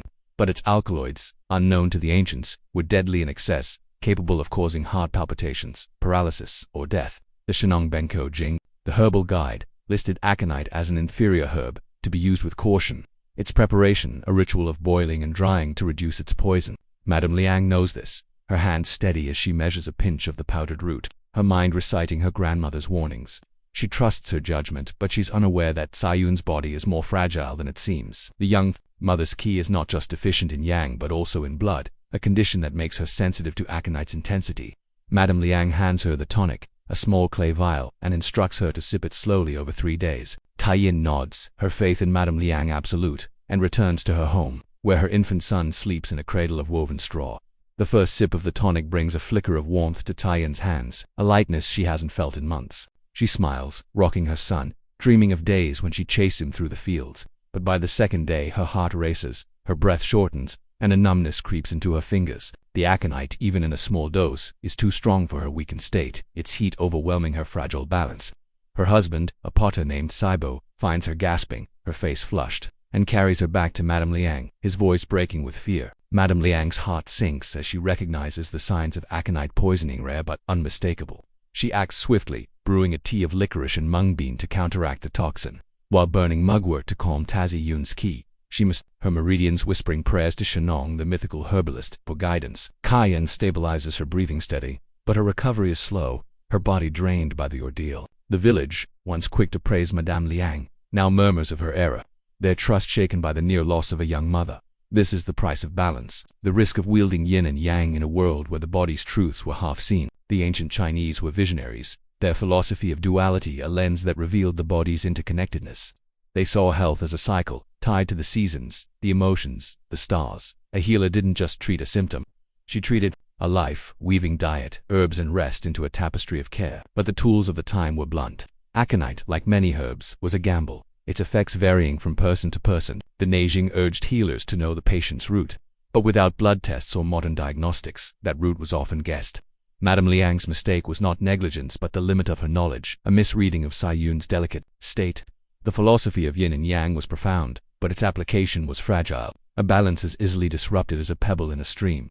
Let's stand with Madame Liang now, as she sits alone in her hut, the candle burned to a stub. The village is quiet, the fire in the square reduced to embers. She holds the vial of aconite, its contents untouched since Tsai Yun's collapse, and feels the weight of her craft. She thinks of her grandmother who taught her to see yin as the earth's embrace, yang as its fire. She thinks of Qian, whose trust she nearly lost, whose life she saved by a thread. Madame Liang is no novice. She's restored countless villagers, from fevers to broken spirits, her tonic's a lifeline in a world of hardship. But this era has humbled her. She buries the aconite in her garden, vowing to rely on safer herbs like ginseng and spends the night memorizing the Neijing's passages on pulse diagnosis. The village will forgive her, drawn back by her care, but she carries Tsai Yun's fear like a shadow, a reminder that balance is both her goal and her burden. The story of Madame Liang and Tsai Yun is a glimpse into the heart of ancient Chinese medicine, where yin and yang were both guide and gamble. The Han Dynasty was a world of insight, its healers attuned to the body's rhythms in ways we're only now rediscovering. But their wisdom was bound by human limits, their remedies a dance on a knife's edge. As we leave Madame Liang's hut, let's carry the scent of her herbs, the flicker of her candle, a testament to a time when healing was a pursuit of harmony, fraught with risk. In the chapters ahead, we'll meet a mother fighting for her child's life against the odds of a healer's error. For now, let's pause here, in the quiet of this village, with the echo of Madame Liang's resolve and the delicate balance of yin and yang. Imagine a small house at the edge of a rice paddy, its thatched roof silvered by moonlight, the air thick with the damp scent of earth and the faint hum of crickets. The year is 195 of the Common Era, in the twilight of the Han Dynasty, and inside this home, a mother kneels beside a straw mat, her hands trembling as she wipes her daughter's fevered brow. The girl, barely 7, is May, her breaths shallow, her skin burning despite the cool cloths pressed against it. The mother, named Jia Li, is a widow, her life woven from the threads of fieldwork and care for her only child. In this village, far from the grand markets of Chang'an, healers are rare. But Jia Li has pinned her hopes on one whose remedies are said to work miracles. Yet in ancient China, even miracles came with risks, and the medicine meant to save May will test a mother's strength against the cruel whims of fate.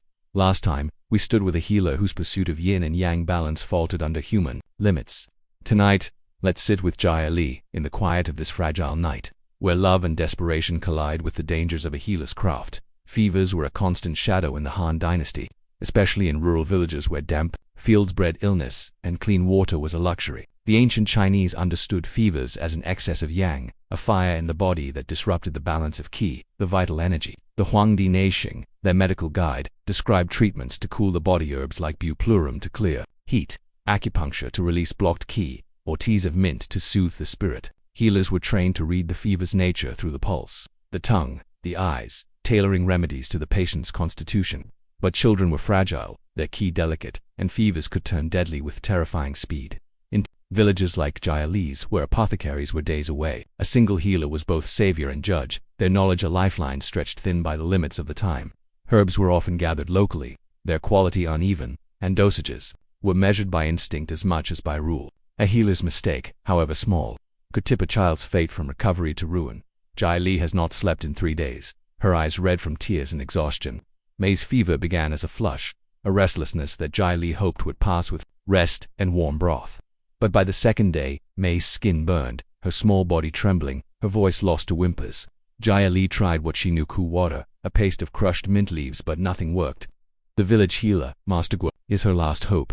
He's an older man, his beard white, his hands steady from years of tending the sick. His hut, a short walk across the fields, is cluttered with drying herbs and clay vials, the air heavy with the scent of star anise and camphor. Jai Li carries May to him, her daughter's weight light but crushing, and pleads for help. Master Guo kneels beside the girl, his fingers on her wrist, his face calm as he reads her pulse rapid, like a bird's wings, signaling a yang fire raging within. He examines her tongue, red and dry, and notes the sweat beading on her brow. He diagnoses a heat invasion, likely from a summer illness, and prescribes a tea of dried buplorum and scutellaria herbs known to clear fever and cool the liver's fire. He adds a pinch of gypsum, a mineral to draw out heat, and instructs Jai Li to give May small sips every few hours. Jai Li clutches the packet, her heart lifting with hope, and hurries home to brew the tea. Master Guo is no stranger to fevers. He's saved dozens of children, his remedies trusted across the village. He learned his craft from a wandering monk, memorizing the Shenong Benko Jing's warnings about herbs and their dangers. Buplurum and scutellaria are his go-to for fevers, their cooling properties gentle enough for a child, but the gypsum is a riskier choice.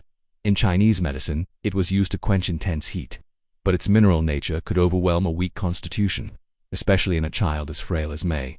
Master Guo knows this, but May's fever is fierce, and he believes the gypsum will tip the balance toward recovery. What he doesn't know is that the gypsum in his jar, bought from a traveling merchant, is impure, contaminated with traces of a chalk-like substance that irritates the stomach. The merchant, eager for profit, didn't test the batch, and Master Guo, pressed by a season of illnesses, didn't notice the faint grit in the powder.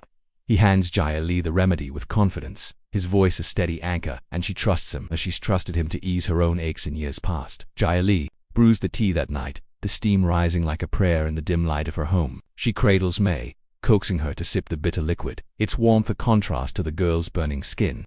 At first, May seems to rally her fever dips, her breathing eases, and Jai Li whispers thanks to the gods, her hands stroking her daughter's hair. But by morning, May's stomach rebels, the impure gypsum triggering nausea and cramps. Her small body, already weakened, can't cope, and the fever spikes again, fiercer than before. Jai Li, frantic, runs back to Master Guo, her bare feet pounding the dirt path, May limp in her arms. Master Guo's face falls as he sees the girl's pallor, her pulse now faint, her lips dry. He recognizes the signs of a remedy gone wrong, the herbs, but the gypsum, its effects too harsh for May's delicate frame. He acts quickly, brewing a tea of licorice and rice porridge to soothe her stomach, while burning mugwort to stabilize her qi. He stays with Jai Li through the night, his hands trembling as he massages May's meridians, his voice low with apologies. May clings to life, her fever breaking by dawn, but her strength is a fragile thread, her recovery uncertain. This is the heart of Jai Li's fight, a mother's battle against a fate shaped by human error. Master Guo is no charlatan. He's a man of skill, his life devoted to the village's health. He thinks of the children he's saved, the fevers he's cooled with buplurum, the bones he's set with salves. But May's suffering is his failure, a reminder that even trusted remedies carry risks. The ancient Chinese were masters of observation, their medicine rooted in the body's rhythms, but their tools were limited.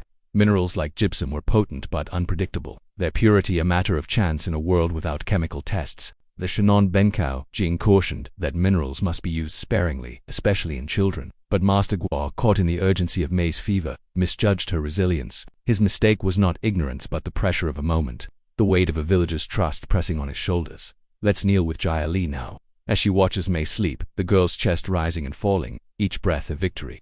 The house is still, the moonlight gone, replaced by the gray of early morning.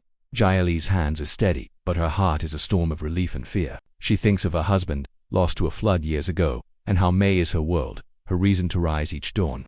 She thinks of Master Guo, whose care saved her daughter, but whose error nearly took her. Jia Li is no healer, but she knows the villages, weighs its reliance on one man, its faith in the earth's gifts. She forgives Master Guo, but she vows to learn the herbs herself, to guard Mei's future with her own hands.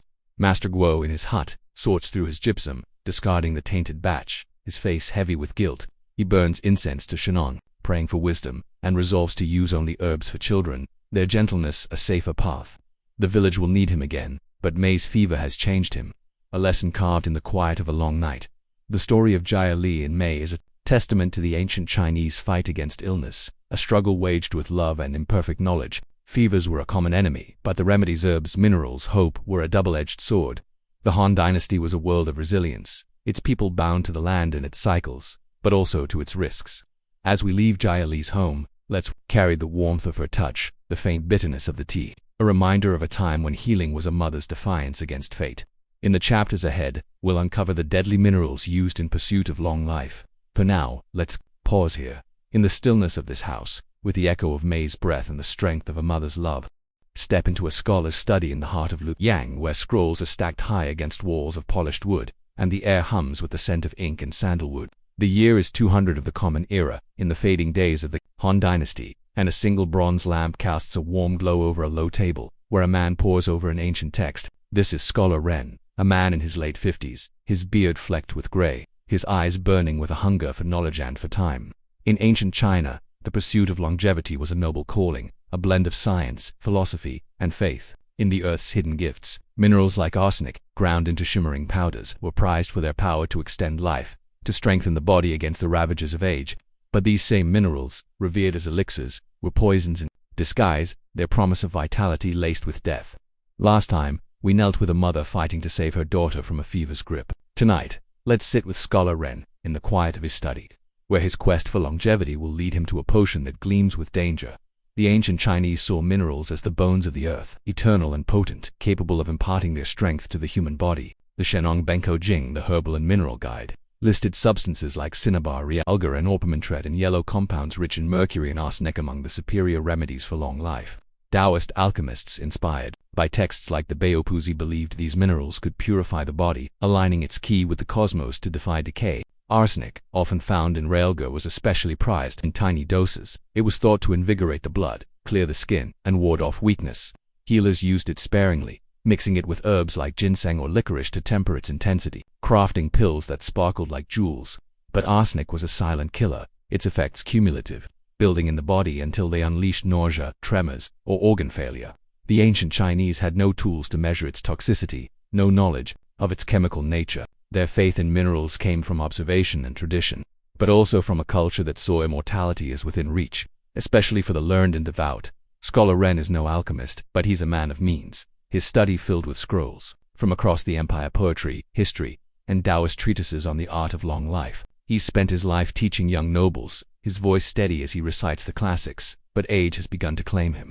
His joints ache, his breath catches on long walks, and the mirror shows a face he barely recognizes. Ren is not afraid of death, but he yearns for time to finish his commentary on the Tao Te Ching, to see his grandchildren grow. He's read of the pills of longevity, powders that promise to restore vigor, and he seeks out Master Fang, an apothecary in Lu Eastern Market known for his mineral-based remedies. Master Fang's shop is a cave of wonders, its shelves lined with jars of glittering powders, cinnabar red as blood, realgar glowing like fire, orpiment yellow as the sun.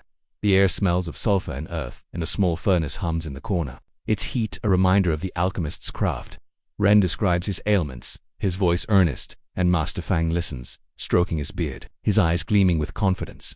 Master Fang offers Ren a longevity pill, a small, amber-colored sphere, flecked with realgar, blended with honey and astragalus to harmonize its power. He claims it will strengthen Ren's ki, warm his meridians, and add years to his life. The Baopuzi, he says, praises realgar as a fire of the earth, capable of burning away age's decay.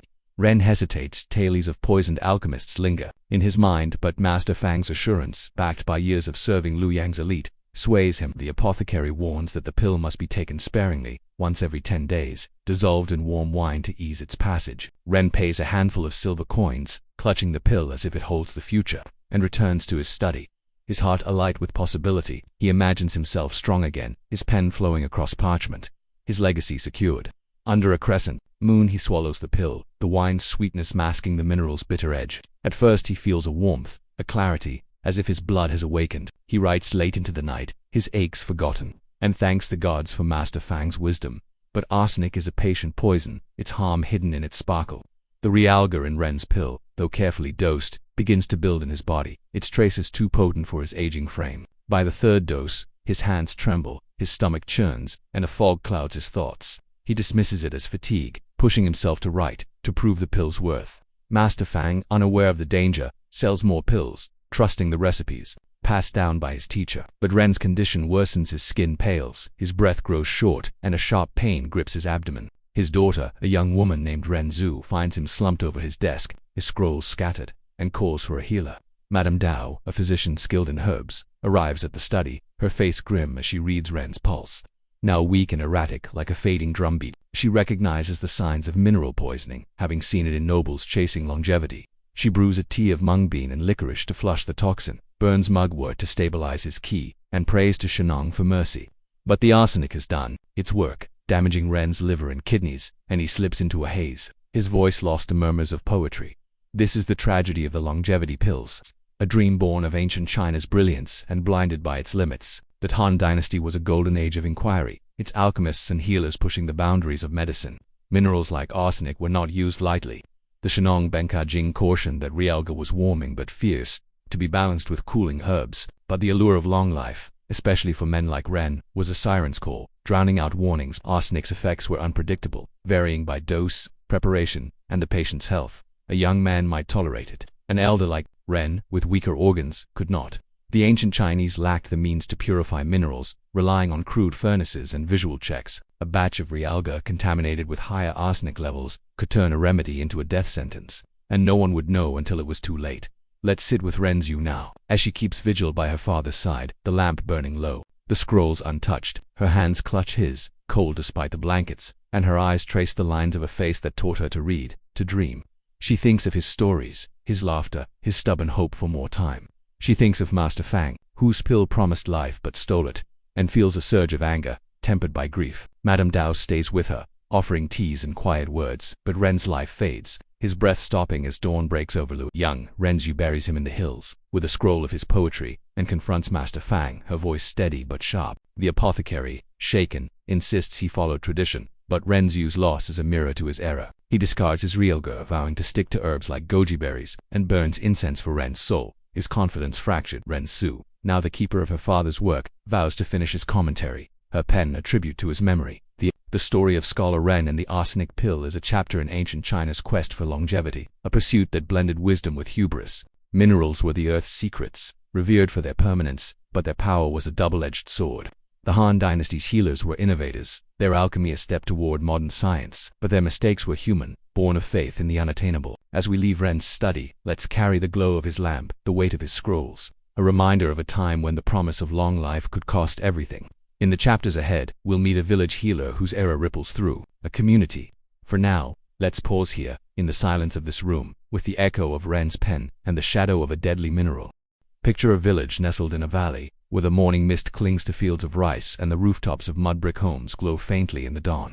The year is 205 of the Common Era, in the crumbling days of the Han dynasty, and the air carries the scent of dew-soaked earth mixed with the sharp temps of herbs drying on bamboo racks. At the village's heart stands a small hut, its door open to a stream of visitors, farmers, weavers, children, all seeking the healer who lives within.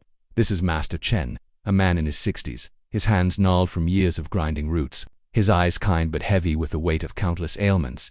To this village, far from the bustling markets of Luyang or Chang'an, Master Chen is a beacon, his remedies the only shield against sickness and pain. But even the most trusted healer can falter, and a single error can ripple through a community like a stone in a still pond. Last time, we sat with a scholar whose pursuit of longevity ended in tragedy. Tonight, let's walk into Master Chen's village where his mistake will test the bonds of trust and leave a scar that lingers in the rural heart of ancient China.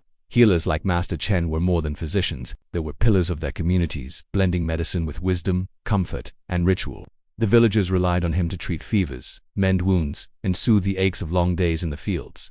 His methods were rooted in the Huang dynasty, the ancient text that mapped the body's meridians and the balance of yin and yang. He used herbs ginseng for strength, mint for digestion, bupleurum for fevers, and occasionally acupuncture, though his needles were few and reserved for severe cases. His hut was a sanctuary, its shelves lined with clay jars of dried leaves, its air thick with the scent of licorice and camphor. Master Chen knew the risks of his craft. The Shenang Benkao Jing warned of herbs like aconite or minerals like realga, which could heal in small doses but harm in excess. He prided himself on caution, measuring each remedy with a wooden spoon, double-checking his mixtures by lamplight, but caution could not shield him from the unseen and the limits of his time-crude tools. Impure ingredients and the body's unpredictability lurked like shadows in his work. The trouble begins with a sickness sweeping the village, a fever that strikes without warning, leaving children flushed and elders weak. It's late summer, the air heavy with humidity, and the rice paddies breed mosquitoes that carry illness from house to house.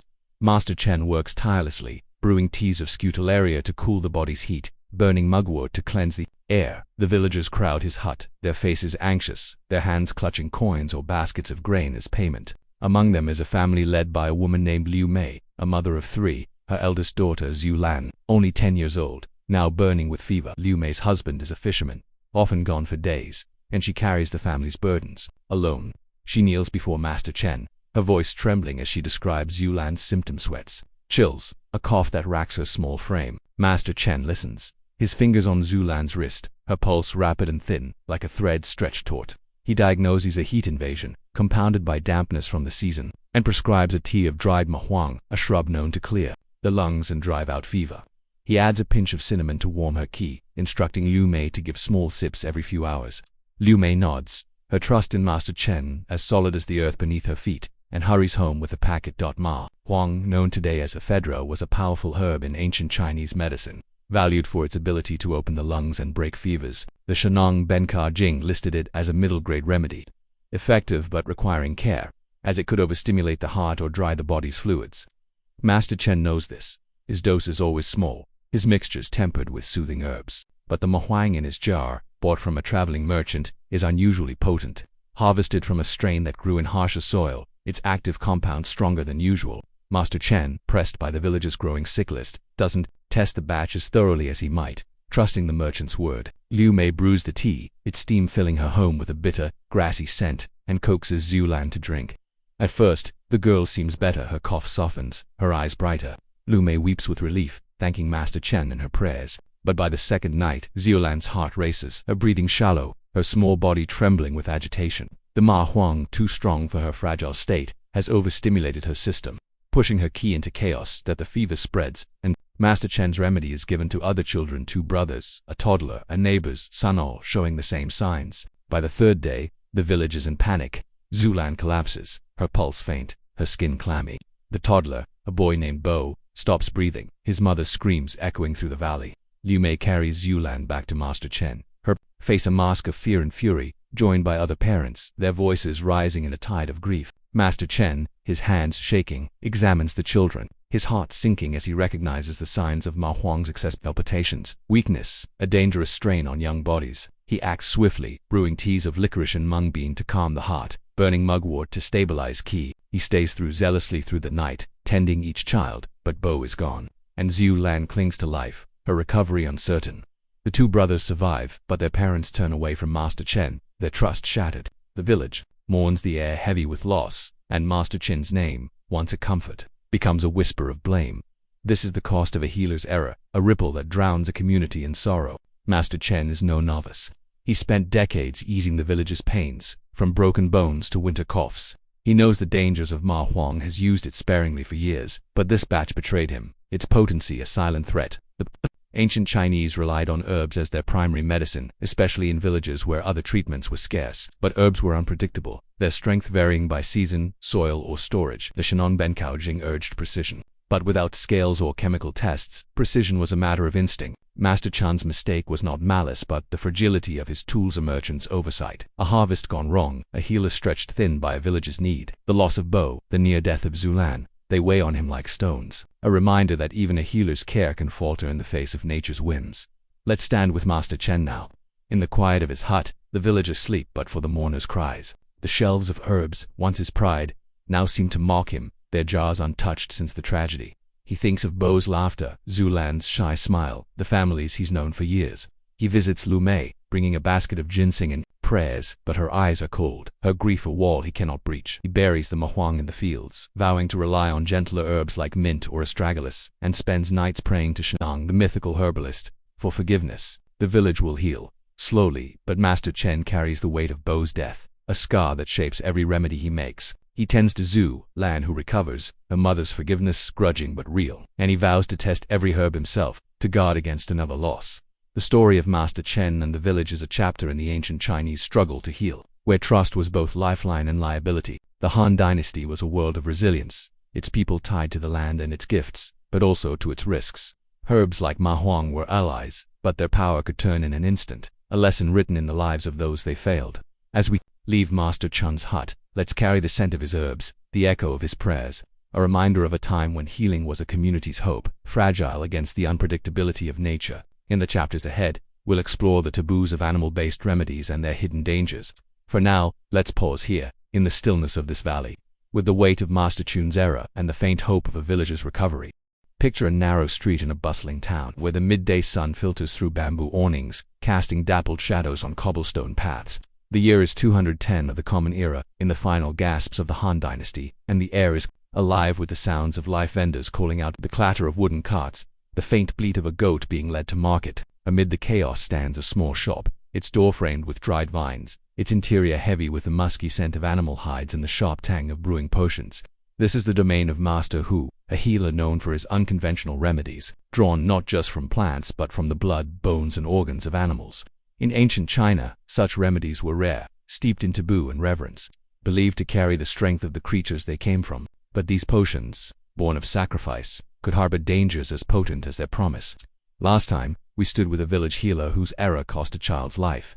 Tonight, let's step into Master Hu's shop, where a remedy made of animal blood will test the boundaries of trust and tradition. In ancient Chinese medicine, animals were not the first choice for healing. The Shenong Benkaojing, the cornerstone of herbal knowledge, focused on plants and minerals, with animal parts listed sparingly, often as last resorts.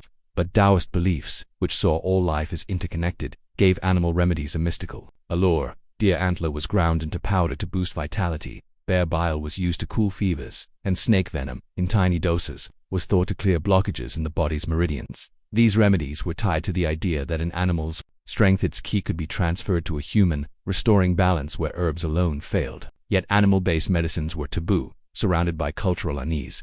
Killing an animal for healing was seen as a disruption of nature's harmony, requiring rituals to appease the spirits. Preparation was another challenge. Without modern sanitation, animal parts could carry disease or spoil, turning a remedy into a poison. The ancient Chinese had no germ theory, no way to test for contamination, and their reliance on tradition often outstripped caution, leaving healers like Master Hu to navigate a path fraught with risk. Master Hu is in his 40s, his face weathered, from years spent hunting and trading in the hills beyond the town. He's not a scholar like the court physicians, but a practical man, his knowledge born of necessity and the stories of his father, a hunter who used animal parts to treat warriors' wounds. His shop is a curiosity, its shelves lined with jars of dried herbs alongside stranger items: snake skins, ox gallstones, a vial of deer blood sealed with wax. The townsfolk respect him but approach warily, their trust tempered by the taboo of his craft. Today, a man named Xiao Feng seeks him out, a carpenter in his 30s, his hands rough from years of shaping wood. Xiao Feng has been plagued by weakness, a heaviness in his limbs that makes his work a struggle. His wife, fearing for their livelihood, urges him to try Master Hu, whose remedies are said to restore strength where others fail. Xiao Feng enters the shop, his steps hesitant, the air thick with unfamiliar smells. He describes his symptoms: fatigue, a chill in his bones, a pulse that feels sluggish. Master Hu listens, his eyes narrowing, and diagnoses a deficiency of yang, a lack of vital fire in Xiao Feng's body. He suggests a tonic of deer blood, mixed with ginseng and cinnamon, to kindle his ki and restore his vigor. Deer blood was a rare and potent remedy, believed to carry the animal's strength and agility. The Shenong Benkaojing described it as warming, capable of nourishing the body's essence. But its use was controversial, requiring the animal's sacrifice and careful preparation to avoid spoilage. The master who sources his deer blood from a hunter in the hills, who drains it fresh and dries it into a powder to preserve it. But the batch he uses for Zhao Feng's tonic is old, stored too long in a damp corner of the shop, where unseen bacteria have begun to grow. Master who, pressed by a busy season, doesn't notice the faint sourness in the powder. Trusting his supplier's care, he mixes the tonic with precision, adding ginseng to Ttebuski and cinnamon to warm the meridians, and hands it to Zhao Feng in a small clay vial. He instructs him to drink it with hot water each morning for a week, warning that its power requires rest afterward. Zhao Feng, desperate for relief, pays with a carved wooden box, his faith in Master Hu outweighing his unease at the remedy's origin. Zhao Feng drinks the tonic at dawn. The liquid dark and bitter, its warmth spreading through his chest. For 2 days, he feels stronger, his hammer striking wood with a vigor he'd forgotten. He thanks Master Hu in the market, his smile wide, and the healer nods, his confidence restored. But by the 3rd day, Zhao Feng's stomach twists, a fever spikes, and a rash spreads across his arms. The spoiled deer blood, contaminated by bacteria, has introduced an infection his body can't fight. His wife, Lina, finds him doubled over, his face pale, and rushes to Master Hu, her voice sharp with panic. Master Hu hurries to their home, his heart sinking as he sees Zhao Feng's condition sweating, shaking, his pulse erratic. He recognizes the signs of a tainted remedy, a rare but devastating error. He brews a tea of mung bean and licorice to cleanse the body, burns mugwort to calm the qi, and applies a paste of crushed mint to the rash. But the infection is deep, and Zhao Feng's strength fades. Lina weeps, her hands clutching his, as Master Hu works through the night, his prayers to Shenong heavy with guilt. Zhao Feng slips away by morning, his body too weak to fight, leaving Lina and their 2 children to face a future without him. The tragedy ripples through the town, whispers turning to accusations. Master Hu's shop, once a place of hope, is shunned, its door untouched. The townsfolk speak of Zhao Feng's death, of the strange blood tonic, their unease with animal remedies now confirmed. Master Hu is no charlatan. He's healed countless ailments, from fevers to broken bones, his hands steady, his heart devoted. But the deer blood's failure is his burden. He retraces his steps, finding the spoiled batch, its faint odor a clue. He burns it in the hills, scattering the ashes with a prayer for Zhao Feng's soul, and vows to abandon animal remedies, returning to herbs like astragalus and goji berries. He visits Lina, offering a basket of teas and coins, but her grief is a wall, her forgiveness distant. The town will turn to him again, in time.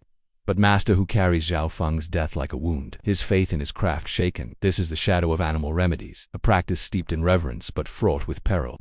The ancient Chinese saw animals as part of nature's web, their qi a gift to be used sparingly. But their methods were crude, drying blood, grinding bones, leaving room for contamination. The Shenong Benka Jing warned of the spiritual and practical risks, urging rituals to honor the sacrificed animal in care and preparation. But in a world without refrigeration or microbiology, spoilage was a silent threat, and healers like Master Hu relied on trust in their suppliers and their own senses. Zhao Feng's death was not just a loss but a fracture in the town's faith, a reminder that even sacred remedies could betray. Let's stand with Master Hu now, as he sits outside his shop, the street quiet, the lanterns dim. He thinks of Zhao Feng, of the carpenter's calloused hands, of Lina's children now fatherless. He thinks of his father, who taught him to respect the animals he used, to see their sacrifice as a bond with the earth. He burns incense, its smoke curling toward the stars, and vows to heal with greater care, to question every vial. The town's grief is his own, a lesson etched in the silence of his shop. The story of Master Hu and Zhao Feng is a chapter in ancient China's complex relationship with medicine, where tradition and taboo walked hand in hand. As we leave this street, let's carry the musky scent of the shop, the weight of a healer's era, a reminder of a time when healing was a sacred act, shadowed by risk. In the chapters ahead, we'll explore the dangerous vapors used in healing rituals. For now, let's pause here, in the stillness of this town, with the echo of Master Hu's prayers and the lingering cost of sacrifice. Step into a dimly lit temple courtyard where the air shimmers with the heat of a small brazier, its coals glowing like embers of a sleeping dragon. The year is 215 of the Common Era, in the chaotic aftermath of the Han dynasty's collapse, and the scent of burning herbs, mugwort, camphor, and something sharper curls upward, blending with the faint chime of a bronze bell. We're in a town south of Luoyang where a healer stands before a gathered crowd, her robes swaying, as she fans the brazier's fumes toward a young man seated on a mat. This is Madame Soon, a practitioner known for her vapor treatments, a ritual that promises to cleanse the body and spirit with the breath of sacred herbs. In ancient China, such fumes were revered, believed to drive out illness and restore the flow of qi. But the vapors that carried hope could also carry poison, their invisible dangers lurking in the smoke. Last time, we stood in a shop where animal remedies turned deadly. Tonight, let's breathe deeply in this courtyard, where Madame Sun's healing vapors will weave a tale of faith and fatal error. In ancient Chinese medicine, vapors were a bridge between the physical and the spiritual, a way to deliver the earth's essence directly to the body's meridian. The Huangdi Neijing described fumigation as a method to clear blockages, using the smoke of herbs like mugwort or cinnamon to warm the qi or cool excess heat. Healers burned these plants in braziers, guiding the fumes over patients or into rooms to purify the air. The practice was steeped in ritual, often performed in temples or sacred spaces, accompanied by chants or offerings to Shenong, the mythical herbalist. Vapors were used for ailments from fevers to joint pain, their warmth soothing, their scents calming. But the line between medicine and menace was thin. Some herbs, when burned, released toxins fumes that irritated the lungs or clouded the mind. Others, like realgar, a mineral containing arsenic, were added for their mystical glow, unaware of their deadly potential. Without modern ventilation or chemical knowledge, healers like Madame Sun relied on tradition and instinct. Their braziers a gamble with every breath. Madame Sun is in her late 40s, her face lined from years of tending the sick, her hands steady as she handles her brazier. She learned her craft from a Taoist priestess who taught her to see vapors as the breath of the earth, a gift to align body and cosmos. Her treatments are sought after, especially in this town, where war and famine have left many weakened. Today, she's treating a young man named Tang Wei, a scribe in his 20s, whose health has faltered since a winter illness. Tang Wei is pale, his cough persistent, his eyes dull with fatigue. He works for the local magistrate, copying records, but his strength fades, his hands trembling over the brush. His mother, fearing he'll lose his post, brings him to Madame Sun, whose vapor rituals are said to restore vitality. The courtyard is quiet, the crowd hushed, as Madame Sun prepares her brazier, piling it with mugwort for warmth, camphor for clarity, and a pinch of realgar, its red powder believed to purge evil spirits. She chants softly, invoking Shenong. As the fumes rise, thick and fragrant, curling around Tempsway like a living veil, Tempsway sits cross-legged, his mother at his side as Madame Sun directs the smoke toward him with a silk fan. She instructs him to breathe deeply, letting the vapors cleanse his lungs and kindle his qi. The mugwort soothes, its earthy warmth easing his cough, and the camphor clears his head, a sharpness that feels like waking. Tang Wei smiles, his mother's grip on his hand loosening, and the crowd murmurs approval, drawn to the ritual's power. Madame Sun feels a surge of pride. Her vapors have revived soldiers, calmed children, and earned her a place in the town's heart. But the realgar is a hidden traitor. When burned, it releases arsenic trioxide, a fume that can irritate the lungs and, in high doses, poison the blood. Madame Sun uses it sparingly, as her teacher did, unaware of its chemical nature. The batch she bought from a merchant is impure, laced with higher arsenic levels from a poorly mined vein. The merchant, eager for trade, didn't test it, and Madame Sun, trusting her supplier, didn't notice the powder's unusual sheen. As Tang Wei inhales, the arsenic seeps into his lungs, a silent threat masked by the ritual's glow. The first session seems a success. Tang Wei returns home, his cough quieter, his step lighter. His mother thanks Madame Sun with a basket of rice, her eyes bright with hope. But by the next day, Tempsway's throat burns, his breath shortens, and a headache grips him like a vice. He assumes it's the illness lingering, and his mother urges another session, believing the vapors need time to work. Madame Sun, encouraged by Tang Wei's early improvement, repeats the ritual, adding more realgar to strengthen the effect. The fumes are thicker now, the arsenic heavier, and Tang Wei struggles to breathe, his chest tight, his vision blurring. His mother, alarmed, supports him as they leave, her faith in Madame Sun wavering. By nightfall, Tang Wei collapses, his skin clammy, his pulse faint. His mother sends for Madame Sun, who arrives with her brazier, her face pale as she sees his condition. She recognizes the signs of poisoning, though she doesn't know the cause. Confusion, a pulse like a fading echo. She stops the vapors, brewing a tea of licorice and mung bean to cleanse his body, and burns plain mugwort to calm his qi. But the arsenic has done its work, damaging his lungs, and Temps Wei slips away before dawn, his mother's cries piercing. The night, the town reels. Temps Wei's death, a wound that festers with whispers. Madame Sun's courtyard, once a place of hope, is empty, the brazier cold. The townsfolk speak of the dragon's breath, the vapors that promised life but stole it, their trust in Madame Sun broken. She is no fraud. She's healed countless souls. Her rituals a comfort in a world of uncertainty. But Tang Wei's death is her failure, a shadow she can't outrun. She retraces her steps, examining the realgar, its acrid scent a clue to its treachery. She discards it in the river, praying for Tang Wei's soul, and vows to use only safe herbs like mugwort or peppermint. She visits Tang Wei's mother, offering teas and tears, but the woman turns away, her grief a barrier no remedy can breach. Madame Sun's heart aches, her faith in her craft shaken. But she knows the town will need her again. Its wounds too deep for one loss to erase her years of care. This is the peril of healing vapors, a practice as mystical as it was medicinal. The ancient Chinese saw smoke as a carrier of qi, a way to connect body and spirit with the earth's essence. The Huangdi Neijing praised fumigation for its ability to penetrate where needles or teas could not, but it also warned of excess, urging healers to watch the patient's breath. Realga, though revered, was a known risk, its fumes described in the Shenong Benko Jing as fiery and requiring caution, but without chemical analysis its dangers were invisible, compounded by impure sources and the fervor of ritual. Madame Sun's error was not ignorance but the limits of her time, a tainted mineral, a trusted supplier, a healer caught in the glow of tradition. Let's stand with Madame Sun now. As she sits in her courtyard, the brazier unlit, the stars above, cold and distant. She thinks of Tang Wei, his gentle voice, his mother's hopeful eyes. She thinks of her teacher, who taught her to see vapors as the earth's breath, a gift to be wielded with reverence. She burns a sprig of mugwort, its smoke a prayer for forgiveness, and vows to heal with greater care, to question every powder. The town's silence is her burden, a lesson carved in the stillness of her courtyard. The story of Madame Sun and Tang Wei is a glimpse into ancient China's dance with the unseen, where vapors carried both healing and harm. As we leave this courtyard, let's carry the faint curl of smoke, the weight of a healer's error, a reminder of a time when medicine was a ritual of hope, shadowed by risk. In the chapters ahead, we'll meet the charlatans who preyed on desperation in the alleys of ancient towns. For now, let's pause here, in the quiet of this temple.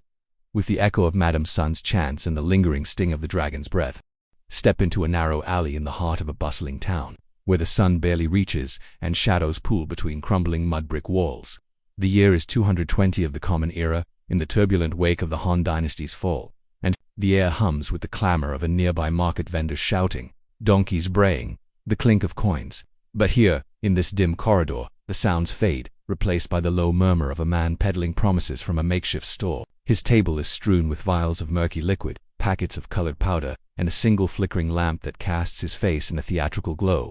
This is Lao Kang, a self-proclaimed healer whose silver tongue weaves tales of miracle cures. In ancient China, where medicine was a lifeline, charlatans like Lao Kang thrived in the cracks of trust, their remedies as dangerous as the desperation they exploited. Last time, we stood in a temple courtyard where healing vapors turned deadly. Tonight, let's tread carefully through this alley, where Lao Kang's deception will ensnare a man whose hope becomes his undoing. In the chaos of post-Han China, true healers were stretched thin, their knowledge rooted in texts like the Huangdi Neijing or the Shenong Benka Jing, but their resources scarce. War and famine left villages vulnerable, and towns swelled with displaced families seeking relief from illness and hardship. Into this gap slipped charlatans, men and women who mimicked the rituals of medicine without its substance. They sold tonics of colored water, powders of chalk or ash, or worse mixtures laced with toxic herbs or minerals to mimic a cure's potency.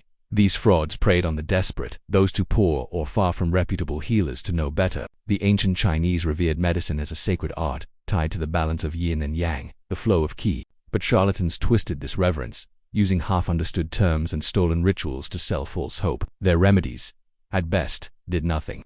At worst, they poisoned, their dangers hidden behind a peddler's charm. Lao Kang is no healer, though. He plays the part with flair. He's in his 30s, with a quick smile and eyes that gleam with calculation. He claims to be a disciple of a Taoist master, trained in the secrets of immortality, but his past is a tangle of half-truths, petty theft, failed trades, a knack for slipping away when questions arise. His stall in the alley is temporary, set up for a few days before he moves to the next town. His wares are a jumble of scavenged herbs, groundstone, and river water dyed with plant sap, packaged in vials he bought from a He's learned enough jargon to sound convincing, tossing out phrases like harmonize the meridians or purge dampness to dazzle his customers. Today, a woman named Yan Fei approaches his stall, her steps heavy, her face drawn with worry. She's a washerwoman in her 40s, her hands raw from years of scrubbing clothes in the river. Her brother, Yan Bo, a laborer, has been struck by a wasting illness, weight loss, night sweats, a cough that won't fade. The town's healers are too costly, their shops crowded, and Yan Fei, hearing Lao Kang's promises in the market, sees a chance to save her brother. Yan Fei kneels before the store, her voice low as she describes Yan Bo's symptoms: weakness, fever, a heaviness in his chest. Lao Kang listens, his head tilted, his expression grave, as if weighing sacred knowledge. He diagnoses a stagnation of qi, caused by evil winds invading Yan Bo's lungs, a phrase he overheard from a real healer. He offers a tonic, a dark liquid in a clay vial, which he claims contains rare herbs from the mountains, blessed by a Taoist priest. In truth, it's a mix of stale mint, chalk for texture, and a pinch of aconite, a toxic root he found discarded by a merchant, added for its warming kick. Aconite, known as fuzai, was used by skilled healers in tiny doses to kindle yang, but Its alkaloids could stop the heart if mishandled. Lao Kong knows little of its dangers, only that it gives his tonics a bite that feels potent. He hands Yanfei the vial, charging her a string of copper coins, and instructs her to give Yanbo a spoonful each night for 5 days. Yanfei, her savings spent, clutches the vial like a lifeline. Her trust in Lao Kang born of desperation and his confident words. Yanfei returns to her brother's cramped room, where he lies on a straw mat, his breath ragged, his skin sallow. She mixes the tonic with warm water. Its murky scent sharp, and coaxes Yanbo to drink. The aconite's warmth spreads through him, a fleeting surge that makes his cough soften, his eyes brighten. Yanfei weeps with relief, believing Lao Kong's tonic is working, and gives another dose the next night. But aconite is a poison, even in small amounts, and Yanbo's weakened body can't withstand it. By the 3rd dose, his heart races, his limbs tremble, and a numbness creeps into his hands. Yanfei, frantic, seeks Lao Kang, but his stall is gone, the alley empty save for a discarded vial. She turns to a local healer, Madame Chin, a woman known for her herbal teas. Madame Chin, too, finds Yanbo gasping, his pulse erratic, his face ashen. She recognizes aconite poisoning, its signs unmistakable: palpitations, paralysis, a body pushed beyond its limits. She brews a tea of licorice and charcoal to bind the toxin, burns mugwort to calm his ki, but the damage is done. Yanbo dies. As the sun rises, his sister's hand in her cries echoing through the town. The news spreads. Yanfei's grief a spark that ignites anger. The townsfolk curse Lao Kang, their voices rising in the market, but he's vanished, his coins tucked away, his next stall already rising in a distant town. Yanfei's loss is a wound the community feels, a betrayal of the trust they place. In medicine, Madame Chin, tending Yanfei with teas and quiet words, feels the weight of the charlatan's shadow. She's a true healer, trained in the Huangdi Neijing, her remedies rooted in care. She's seen charlatans before. There lies a stain on her craft, and Yanbo's death stirs her to warn the town, urging them to seek only those with proven skill. The Shenong Benko, Jing, her guide, lists aconite as a dangerous herb, to be used only by masters, but charlatans like Lao Kang know no such caution. Their ignorance, paired with greed, turned a potent medicine into a weapon, and Yanbo paid the price. This is the danger of charlatans, a shadow cast across ancient China's medical world. The post-Han era was a time of fracture, where war and poverty left gaps for frauds to thrive. True healers bound by texts and tradition worked with devotion, but their scarcity left room for men like Lao Kong whose lives preyed on the vulnerable. Aconite was not their only tool. They used arsenic, mercury, or even harmless ash, anything to mimic a cure's power. The ancient Chinese had no regulatory system, no way to police these peddlers, and their victims, men like Yan Bio, were often too poor to seek justice. The Huangdi Neijing spoke of healing as a sacred trust, but charlatans twisted that trust. Their deceptions are poison as real as the toxins they sold. Let's stand with Yanfei now. In her brother's empty room, the straw mat cold, the vial discarded. In a corner, she thinks of Yanbo's laughter, his hands lifting her children, his dreams of a better season. She thinks of Lao Kong, his smile a lie, his promises dust. Madame Chin sits with her, offering a tea of chrysanthemum to calm her grief. But Yanfei's heart is a storm, her trust in healers fractured. She buries Yanbo in the hills, with a carved stone from his work, and vows to warn others. Her voice a shield for her children. Madame Chin, in her shop, burns incense for Yanbo, praying to Shenong for protection against frauds. She doubles her efforts, teaching the town to read a healer's worth, to question vials from strangers. The town will heal, but Yanfei's loss lingers, a scar on its faith. The story of Yanfei and Lao Kong is a dark thread in ancient China's medical tapestry, where hope was a currency exploited by the unscrupulous. The era's healers were pioneers, their knowledge a light in a fractured world, but charlatans were their shadow, turning medicine into menace. As we leave this alley, let's carry the flicker of Lao Kong's lamp, the weight of Yanfei's grief, a reminder of a time when healing was a fragile trust, easily betrayed. In the chapters ahead, we'll meet a patient teetering on the edge of life, caught in a healer's final gamble. For now, let's pause here. In the quiet of this alley, with the echo of Yanfei's cries and the lingering sting of deception, imagine a cramped room in a riverside town where the faint ripple of water against wooden piers mingles with the heavy silence of a sleepless night. The year is 225 of the Common Era, in the fractured era of the Three Kingdoms, and a single oil lamp casts trembling shadows across walls of weathered bamboo. A man lies on a straw mat, his breath ragged, his skin glistening with sweat despite the autumn chill.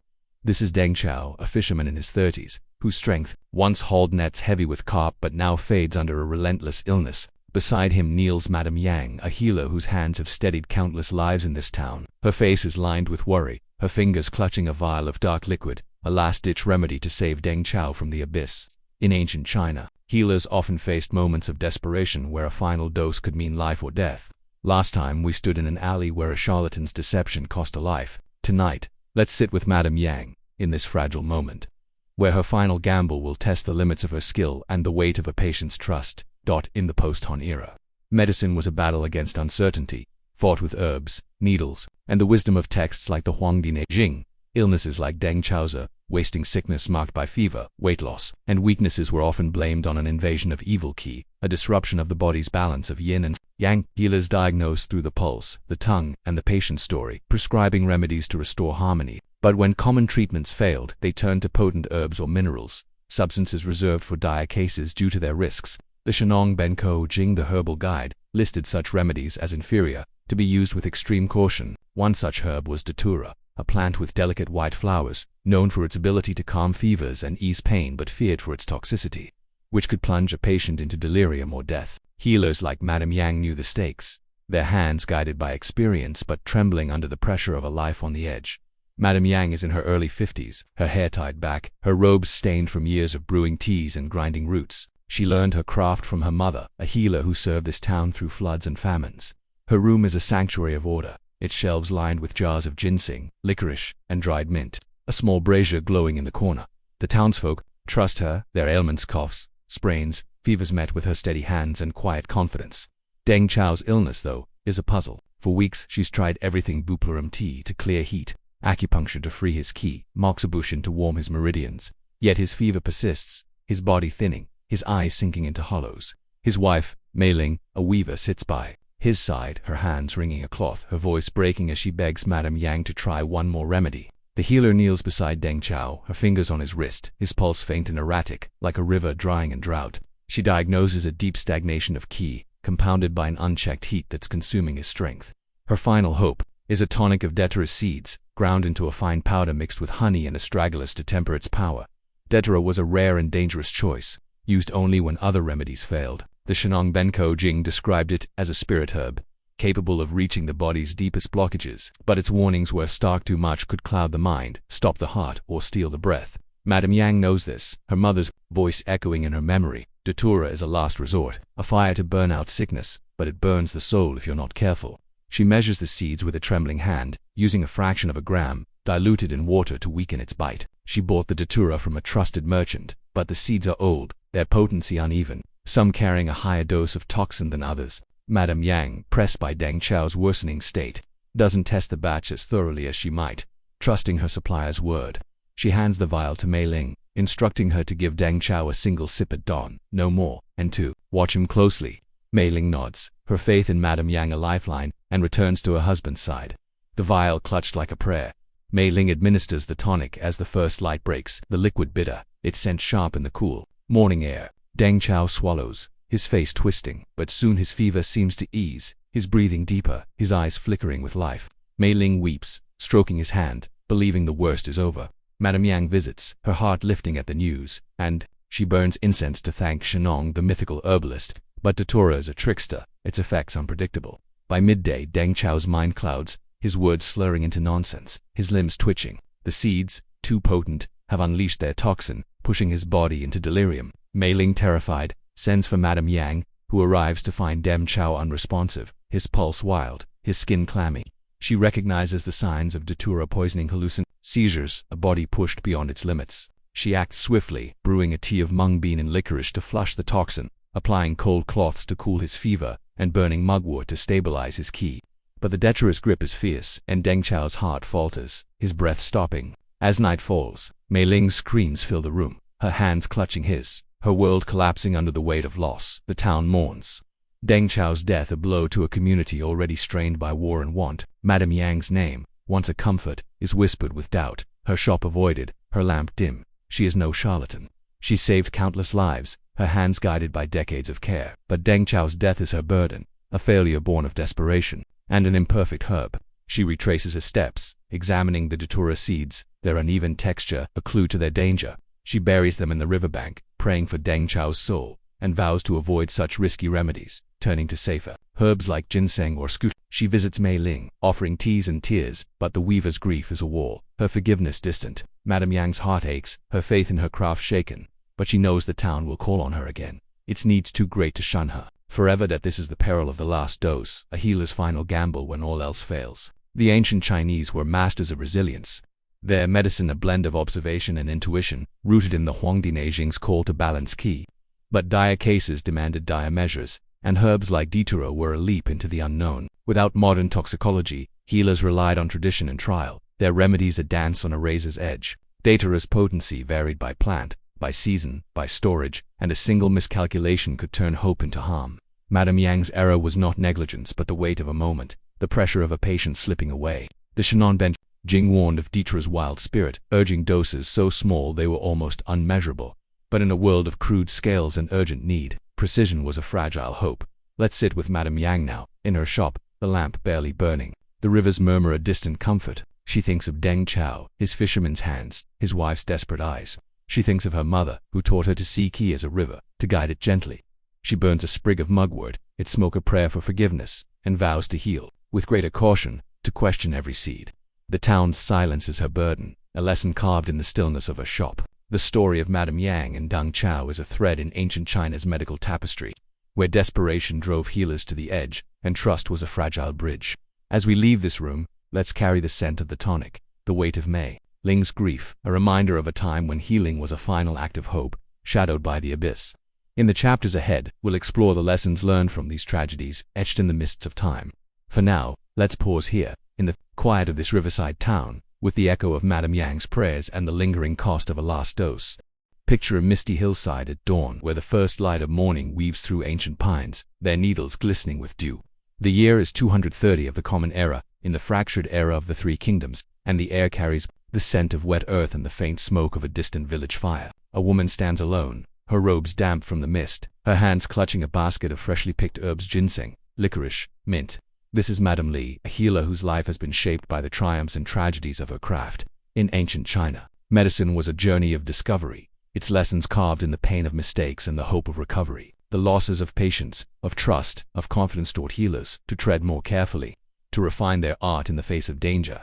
Last time, we sat with a healer whose final dose pushed a patient to the edge of death. Tonight, let's walk with Madame Li through this misty dawn, where the lessons of ancient Chinese medicine emerge from the shadows of its failures, guiding her hands and heart.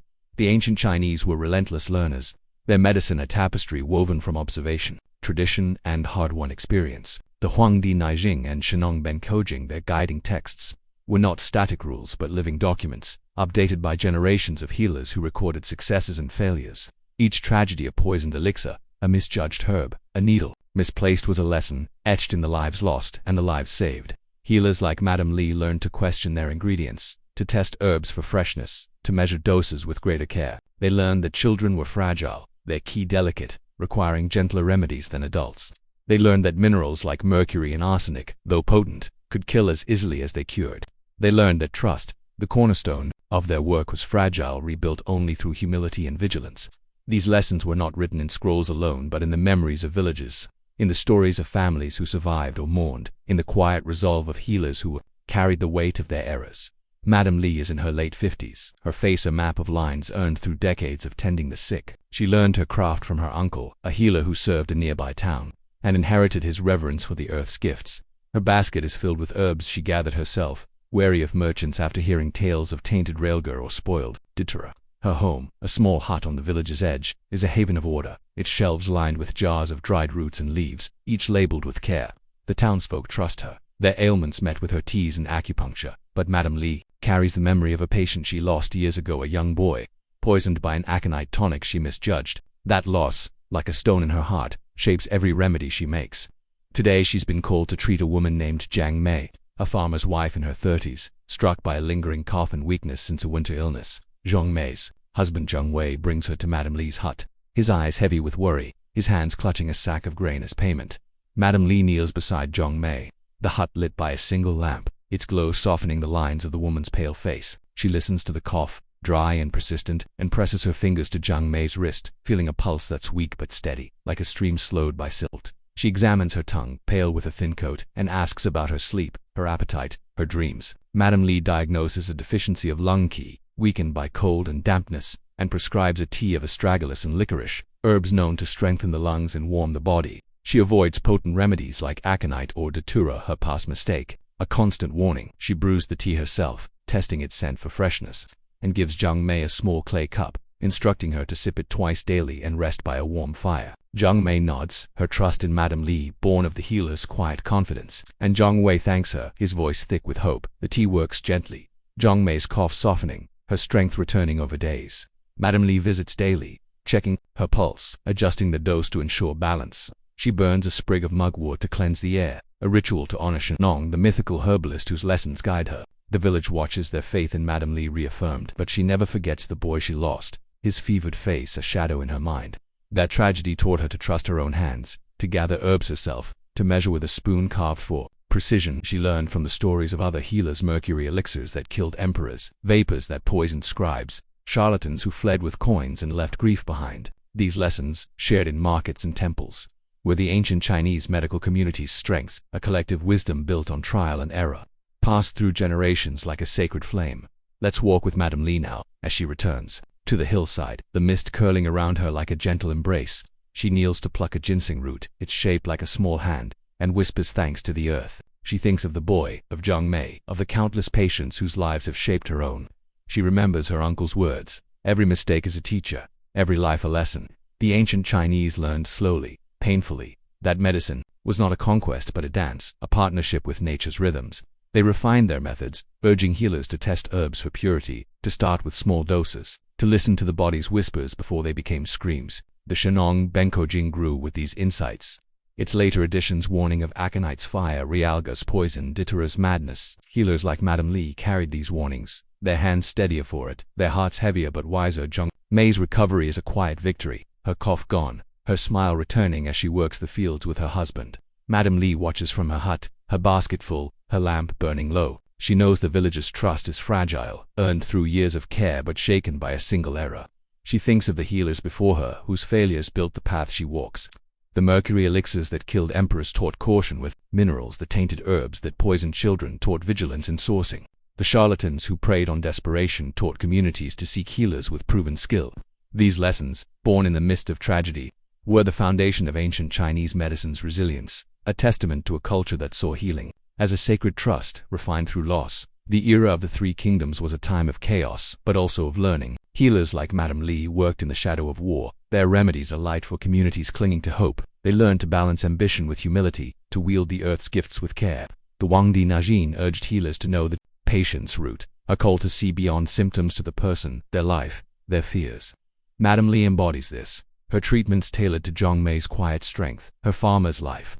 She avoids the lure of miracle cures, knowing that true healing is slow, patient, a journey of small steps. The village will call on her again. There are ailments, a rhythm she knows by heart, and she answers, her hands guided by lessons carved in the mist of time. Let's linger with Madame Li now. As the mist lifts, revealing the hillside's green, hot she stands, her basket heavy, her eyes tracing the pines that have stood longer than empires.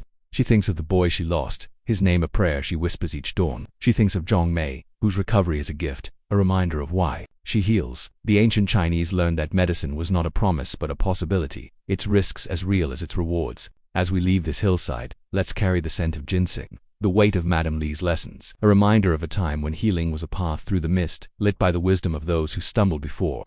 In the chapters ahead, we'll explore how ancient Chinese medicine echoes in our modern world.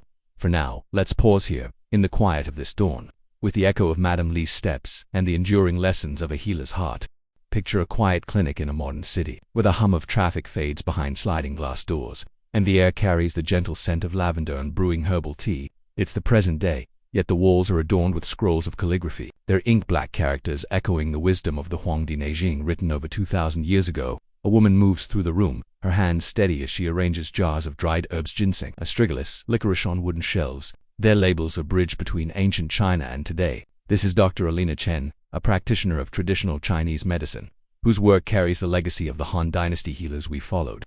In ancient times, medicine was a dance of hope and risk, its remedies both miraculous and perilous. Those lessons, born in the markets, villages, and courts of a lost era, still echo in our world, guiding healers like Elena while reminding us of the dangers that once shadowed their craft. Last time, we stood with a healer whose lessons were carved in the mist of tragedy. Tonight, let's sit in Elena's clinic where the past and present intertwine and the wisdom of ancient China lives on, tempered by modern care. Traditional Chinese medicine has endured for millennia, its principles of yin and yang, qi, and meridians woven into the fabric of modern healing. Acupuncture, once practiced with bronze needles in Chang'an's markets, is now a global therapy, its stainless steel needles guided by centuries of knowledge and modern precision. Herbal remedies, catalogued in the Shenong Benko Jing Phil pharmacies, their ingredients tested for purity in ways the ancients could only dream of. Moxibustion, the burning of mugwort, still warms meridians in clinics worldwide. Its smoke a nod to rituals once performed in temples. But the dangers we've explored: poisonous herbs, toxic minerals, charlatans' lies have left their mark. 2. Modern practitioners like Alina studied the mistakes of the past, learning from the mercury elixirs that killed emperors, the aconite that poisoned children, the datura that sent patients into delirium. These tragedies shaped regulations, testing standards, and a deeper respect for the body's fragility, ensuring that today's remedies carry less risk than those of the Han Dynasty. Elena Chen is in her early 40s, her dark hair pulled back, her eyes bright with a passion for her craft. Born to Chinese immigrants, she grew up hearing stories of her grandmother, a village healer who used herbs to treat fevers in rural China. Elena trained in both Western and traditional Chinese medicine, blending the Neijing's wisdom with modern science. Her clinic is a haven, its walls painted soft green, its air filled with the earthy aroma of brewing teas. Patients come to her for ailments old and new: migraines, insomnia, chronic pain, seeking the holistic care that ancient healers pioneered. Today, she's treating a man named Michael, a teacher in his 50s whose fatigue and joint pain have lingered despite doctors' tests finding nothing wrong. Michael sits on a cushioned table, his face weary but hopeful, as Alina reads his pulse, her fingers light on his wrist, feeling for the rhythms the ancients called slippery or wire. She diagnoses a deficiency of qi, weakened by stress and overwork, and prescribes a tea of astragalus and goji berries, paired with acupuncture to free his meridians. Her remedies are safe, the herbs lab-tested, the needles sterile, but she knows their roots lie in a time when such care was a gamble. Elena's work is a dialogue with the past. She keeps a copy of the Huangdi Neijing on her desk, its pages worn from study, a reminder of the principles that guide her balance: harmony, the body as a microcosm of the universe. She knows the stories we've told: the emperor poisoned by mercury, the child felled by aconite, the scribe lost to toxic vapors. These tales, passed down through texts and oral tradition, taught ancient healers to refine their craft, and they shape Elena's practice today. She uses astragalus, as Madame Li did, but her supply is certified free of contaminants. Unlike the impure batches that once harmed villagers, her acupuncture follows meridian maps refined over centuries, with points verified by modern studies, avoiding the nerve damage that struck patients like Hu Ming.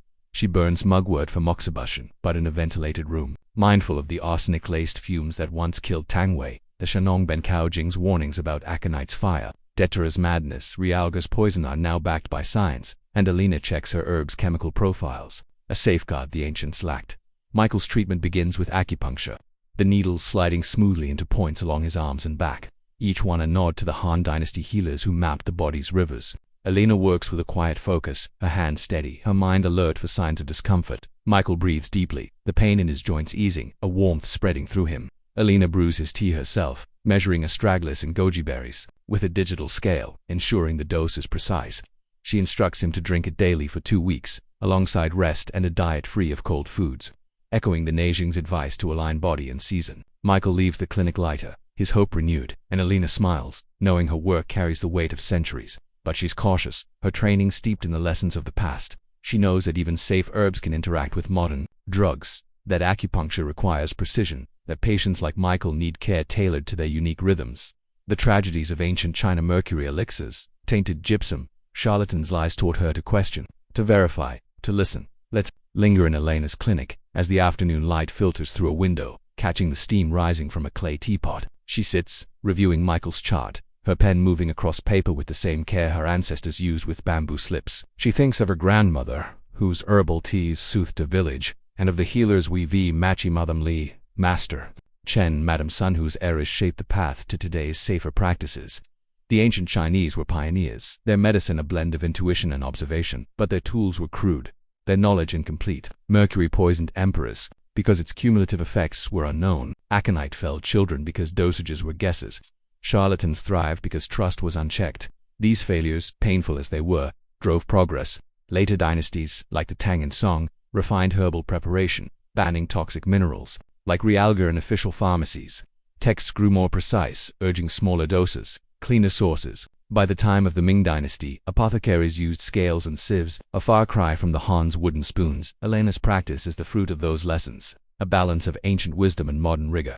She uses herbs the ancients revealed for strength, licorice for harmony, but with lab-tested purity, free of the mold or toxins that once harmed patients like Wang Jun or Mei. Her acupuncture needles, sterile and precise, avoid the infections that plagued the Han Dynasty's bronze tools. Her clinic is regulated, her training certified, a stark contrast to the charlatans who preyed on Yan Fei's desperation. Yet Alina feels the weight of her ancestors' struggles, their courage in a world where every remedy was a risk. She burns a sprig of mugwort, its smoke a nod to Madame Sun's rituals, and whispers thanks to Shenong, the mythical herbalist whose trials guide her.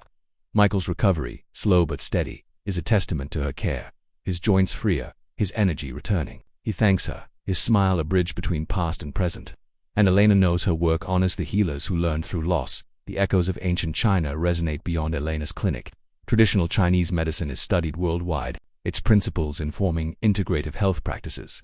Acupuncture is backed by research showing its efficacy for pain and stress. Its meridians now mapped to neural pathways. Herbs like astragalus are analyzed for their immune-boosting compounds, their ancient uses validated by modern labs. But the dangers of the past linger as warnings. Unregulated supplements can still harm, and untrained practitioners echo the charlatans of old. Alina educates her patients, teaching them to seek licensed healers, to check herb sources, to blend tradition with caution. The Huangdi Neijing's call to know the patient's root lives in her, a reminder to see Michael as a person, his life, his fears, not just his symptoms. Let's stand with Alina now. As the clinic grows quiet, the cities hum a distant pulse. She thinks of the market of Chang'an where herbs carried hope and peril, of the emperors and villagers who trusted healers despite the risks. She thinks of her grandmother, whose hands taught her to feel the earth's pulse. The ancient Chinese, learned through tragedy, their mistakes a foundation for today's safer practices. As we leave Elena's clinic, let's carry the scent of her tea, the glow of her lamp, a reminder of a time when healing was a fragile art, refined by centuries of lessons. In the chapters ahead we'll reflect on how these stories connect, past and present under the stars. For now, let's pause here, in the stillness of this clinic, with the echo of Elena's care and the enduring wisdom of ancient China. Picture yourself lying on a grassy hill under a vast night sky, where stars glitter like scattered jewels, their light unbroken by the glow of modern cities. It's the present day, but your mind drifts back to ancient China, to the year 230 of the Common Era, where healers and patients faced life and death with nothing but herbs, needles, and hope. That air is cool, carrying the scent of dew-soaked grass and the faint sweetness of wildflowers, a reminder of the hills where foragers once gathered ginseng and peony. You're a student of history, your backpack filled with notes on the Han Dynasty, your heart heavy with the stories we've told, of emperors poisoned by mercury, children felled by aconite charlatans who betrayed trust. These tales, etched in the Huangdi Neijing and the Shenong Bencao Jing, are more than history. They're a mirror, reflecting the resilience and fragility of human healing, then and now. Last time, we sat in a modern clinic, where ancient wisdom met contemporary care. Tonight, let's gaze at the stars, weaving the past with the present, and see how the lessons of ancient Chinese medicine still shape our world. The ancient Chinese saw the body as a cosmos, its qi flowing like rivers, its balance of yin and yang a mirror of the universe's harmony. Their medicine, born in the markets of Chang'an, the villages of the countryside, and the courts of Luoyang, was a testament to their ingenuity. They mapped meridians before nerves were named, used herbs like ginseng that science now confirms, boost immunity, and practiced acupuncture that modern studies validate for pain relief. But their brilliance was shadowed by mercury elixirs that promised immortality, datura that plunged patients into delirium, charlatans who sold lies in dark alleys. These dangers, born of incomplete knowledge and crude tools, taught lessons that resonate today. The tragedies we've explored of Wang Chun's tainted herbs, Emperor Ling's fatal pill, Deng Chao's last dose were not failures of intent but of a world without microscopes, without toxicology, without regulation. The ancient Chinese learned through loss, refining their craft with each mistake, their wisdom a foundation for the medicine we know now. You lie on this hill, your notebook open, its pages filled with sketches of ancient markets and quotes from the Shenong Bencao Jing. You think of a woman named Liu Wei, a history student like you, who lives in a nearby city and studies these same stories. Liu Wei is in her 20s, her apartment a small haven of books and scrolls, her desk cluttered with notes on the Three Kingdoms era. She's drawn to the healers we've met: Madame Li, Master Chen, Madame Yang, whose courage and errors shaped a legacy. Liu Wei volunteers at a community clinic, where traditional Chinese medicine is offered alongside Western treatments, and she sees the past in every jar of astragalus, every acupuncture needle. She's writing a paper on the Han Dynasty's medical failures, not to judge but to understand how they've built a system that endures. The mercury that killed emperors taught modern practitioners to test for heavy metals. The aconite that felled children led to strict dosage guidelines. The charlatans who preyed on Yanfei's desperation inspired licensing systems to protect patients. The Yue feels a kinship with these healers. Their struggles are a reminder that progress is born in the crucible of trial and error. The stars above seem to pulse, their light a thread connecting you to Liyue, to the ancient healers, to the patients who trusted them. You think of the market of Chang'an where Madame Gao's herbs carried hope in hidden mold, and how today's pharmacies use lab-tested ingredients to ensure safety. You think of Master Hu's animal remedies, their taboo power spoiled by unseen bacteria, and how modern herbalists sterilize their tools, aware of microbes the ancients couldn't name. The Huangdi Neijing's call to balance yin and yang lives in Liyue's clinic, where practitioners blend acupuncture with blood tests, herbs with dietary advice, seeing the body as a whole, just as their ancestors did. But the risks of the past linger as warnings. Unregulated supplements, sold online or in back alley shops. Echo Lao Kung's fraudulent tonics, causing harm when not tested. Acupuncture, though safer with sterile needles, can still injure if wielded by untrained hands. Liu Wei's research drives her to educate her community, to bridge ancient wisdom with modern caution, ensuring that the lessons of the Han Dynasty aren't forgotten. Liu Wei's clinic is a small room in a community center, its walls painted with murals of ancient Chinese landscapes, hills, rivers, pines. She assists a practitioner named Dr. Zhang, a man who studied in Beijing, his hands guided by both the Neijing and modern science. Today, they're treating a woman named Sarah, a librarian in her 40s, whose migraines have defied Western drugs. Sarah sits on a cushioned table, her eyes tired but hopeful, as Dr. Zhang places acupuncture needles along her meridians, targeting points the ancients mapped for head pain.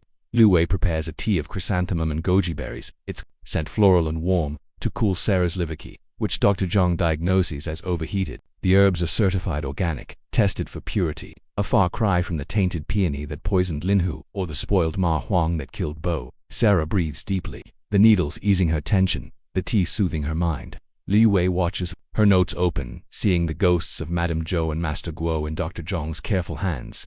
Sarah's migraines fade over weeks, her gratitude a testament to a system refined by centuries of lessons. You turn a page in your notebook, sketching a brazier like the one Madame Sun used, its vapors a deadly gift. You think of how modern moxibustion uses controlled heat, avoiding the arsenic-laced fumes that took Tang Wei's life. The ancient Chinese learned through pain, their texts evolving with each tragedy. The Shenan Benkao Jing's later editions warned of Relger's poison, aconite's fire, Dietrich's madness, urging healers to use them sparingly or not at all. By the Tang dynasty, apothecaries adopted sieves and scales, precursors to today's precise measurements. Liu Wei's clinic reflects this evolution, its herbs weighed to the milligram, its practices regulated by boards that trace their roots to the ancient need for trust. You imagine Liu Wei under these same stars, her pen moving as she writes of the emperor deceived by Mercury, the village scarred by a healer's error. She sees their courage, their humanity, their resolve to heal despite the risks, and it fuels her own work, her own hope. The stars shift, their patterns a map of time, connecting Liu Wei's world to the hills of the Han Dynasty, where foragers like Song Rui risked their lives for herbs. You think of the philosophy that bound them, the belief that health was harmony, that the body mirrored the cosmos. That belief lives in Liu Wei's clinic, in the way Dr. Zhang asks Sarah about her stress, her diet, her dreams. Just as Madame Liang did with Sai Yun, it lives in the global spread of traditional Chinese medicine, practiced in cities from New York to Tokyo. Its principles validated by studies showing acupuncture's effect on neural pathways, herbs' impact on immunity. But the dangers of the past are a cautionary tale. Liu Wei writes of the need for regulation, for education, for patients to seek licensed practitioners, not modern charlatans selling untested pills online. The ancient Chinese learned that healing was a partnership, requiring trust on both sides. And Liu Wei carries that lesson, teaching her community to ask questions, to seek truth. Let's linger under these stars, the night air cool, the grass soft beneath you. You think of Liu Wei, her clinic a beacon, her work a bridge between eras. You think of the healers we've met, Madame Gao, Master Chen, Alina Chen, whose triumphs and failures shaped a legacy. The ancient Chinese faced a world of uncertainty. Their medicine, a blend of brilliance and risk, but their lessons endure. Mercury is banned, aconite tightly controlled, acupuncture needles sterile, yet the spirit of their craft seeing the body as a whole, seeking balance lives in every clinic, every herb jar. Liu Wei's paper, your notes, their tributes to that spirit, to a time when healing was a gamble. It stakes human lives. The stars above are the same ones that watched Emperor Ling Jie Li Tang Wei, their stories twinkling in the dark, guiding us still. As we leave this hill, let's carry the weight of your notebook, the scent of wildflowers, a reminder of a time when medicine was a dance with fate, its steps refined by centuries of care. The ancient Chinese taught us to listen, to learn, to heal with humility, and their echoes shape our world. From Liu's clinic to the stars above, in the chapters ahead, we'll bid farewell to Chang'an, tying the threads of these stories into a final reflection. For now, let's pause here, under the endless sky, with the whisper of ancient healers and the light of their lessons shining through time. Step with me through the crumbling gates of ancient Chang'an, where the sun sets low, painting the sky in shades of amber and rose, and the air hums with the ghosts of a city that once pulsed with 1,000,000 lives. It's the present day, but as you walk these ruins, broken walls, weathered stones, patches of wild grass, you feel the echo of the Han dynasty, 2,000 years ago, when this was the heart of an empire. The scent of earth rises, mingling with the faint sweetness of blooming peonies, a nod to the hills where foragers once gathered herbs for healers' stalls. You're a traveler, your backpack heavy with a journal, your heart full of the stories we've shared of emperors poisoned by mercury, mothers fighting for their children, charlatans weaving lies in shadowed alleys. These tales, born in the markets, villages, and courts of ancient China, are a testament to the courage and cost of healing, a legacy that stretches from Chang'an's dust to our modern world. Last time, we gazed at the stars, reflecting on how ancient lessons shape today's medicine. Tonight, let's bid farewell to Chang'an, weaving the threads of these stories into a final tapestry, and carry their wisdom forward under the fading light. Chang'an was more than a city. It was a crucible, where the art of medicine was forged, in the fire of human need. The Huangdi Neijing, with its maps of meridians and balance of yin and yang, was written in its shadow, guiding healers like Madame Gao, Master Chen, and Madame Li through the chaos of illness. The Shannon Benkoju catalogued the earth's gifts: ginseng, licorice, aconite, daturich, a promise and a peril. We've walked with these healers, felt their triumphs and their failures. Wang Chun's fever from tainted herbs, Emperor Ling's betrayal by a mercury pill, Deng Chao's collapse under Deterra's spell. We've mourned with Jia Li, whose daughter, Mei, nearly slipped away, and Yan Fei, whose brother fell to a charlatan's lie. These stories, woven through markets, hills, and courtyards, reveal a truth. Healing in ancient China was a gamble. Its stakes human lives, its lessons carved in loss, yet from that loss came resilience. A legacy that endures in the acupuncture needles and herbal teas of today's clinics. You stand now on a hill overlooking Chang'an's ruins. The city's outline faint but alive in your mind, its markets bustling, its lanterns glowing, its herb stalls fragrant with mint and camphor. You imagine Madame Gao at her stall, her hands sorting a stragulus, unaware of the mold that would sicken Wang Jun. You see Master Hu, his shop heavy with the musk of deer blood, his heart breaking for Zhao Feng's death. These healers were not perfect, bound by crude tools and incomplete knowledge, but they were pioneers. Their mistakes, mercury elixirs, arsenic pills, tainted vapors, taught the ancient Chinese to refine their craft. Later dynasties, like the Tang and Song, banned toxic minerals like alga, standardized herbal doses, and built apothecaries with scales and sieves. By the Ming dynasty, medicine was a regulated art, its practitioners licensed, its remedies safer, a direct legacy of the Han's painful lessons. You open your journal, sketching the market where Madame Sun's brazier once burned, its arsenic-laced fumes a warning that echoes in modern ventilation systems. The legacy of Chang'an's healers lives beyond China, in clinics across the world, where acupuncture soothes pain, where ginseng strengthens immunity, where the Neijing's call to balance body and spirit guides holistic care. You think of Alina Chen, the modern practitioner whose clinic we visited, her sterile needles a far cry from Madame Zhou's bronze ones, her lab-tested herbs free of the impurities that harmed Lin Hua. You think of Liu, the student whose research bridges Han Dynasty tragedies with today's safeguards, her work a tribute to healers like Madame Yang, whose detour tonic pushed Deng Chao to the abyss. These women carry the ancient Chinese vision that health is harmony, that the body mirrors the cosmos tempered by science that guards against the poisons of the past.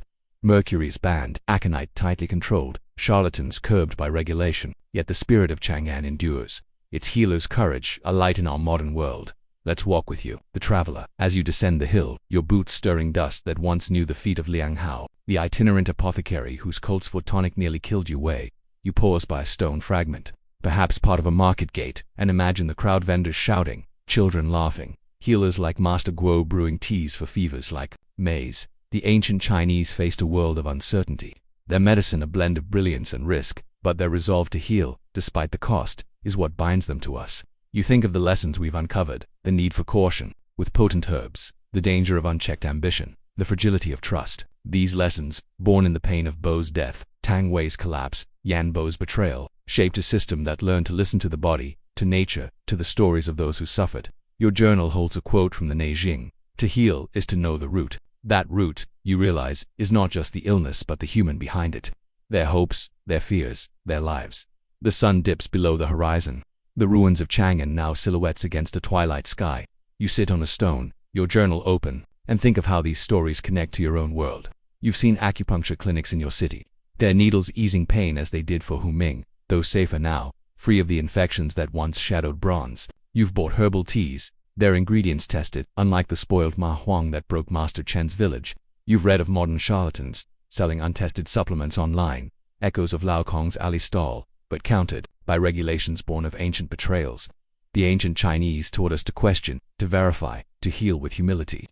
And their legacy is a reminder that medicine is a human art, its progress built on the courage to learn from failure. You sketch a final image of a healer's hands, holding a sprig of mugwort, its smoke curling toward the stars, a prayer for all who trusted in the earth's gifts. The stars begin to emerge, their light the same that watched Madame Li gather ginseng, Master Fang craft his arsenic pill, Madame Sun fan her deadly vapor. You think of how these healers, despite their errors, were driven by a universal truth, the desire to ease suffering, to extend life, to offer hope.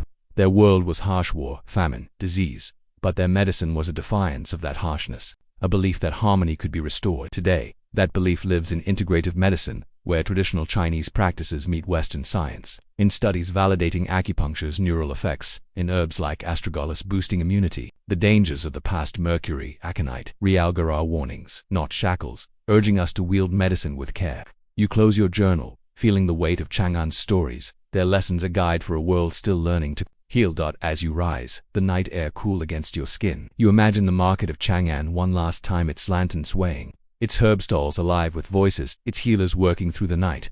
You see Jia Li, cradling Mei, her love, stronger than any fever, Scholar Ren, chasing eternity with a fatal pen, Madame Yang, her hands trembling over Deng Chao's last dose. Their stories are not just tragedies but triumphs, their resilience a thread that binds us across centuries. You walk away from the ruins, your backpack lighter now, your heart full of their names, their hopes, their lessons. Chang'an is gone, its stones scattered, but its legacy of healing endures in every needle, every herb, every hand that reaches out to ease another's pain. Let's linger here a moment longer, under the stars, with the scent of peonies on, the breeze and the echo of Chang'an's pulse. The ancient Chinese taught us that healing is a journey, its risks real but its rewards eternal. Their medicine, born in the dust of a great city, lives in our clinics, our hearts, our hope for a healthier world. As we say farewell to Chang'an, let's carry its stories forward, a light to guide us through the mist of time. If you enjoyed this journey through ancient China, please subscribe if you liked the video. Your support keeps these stories alive, and I'm grateful to have shared this path with you.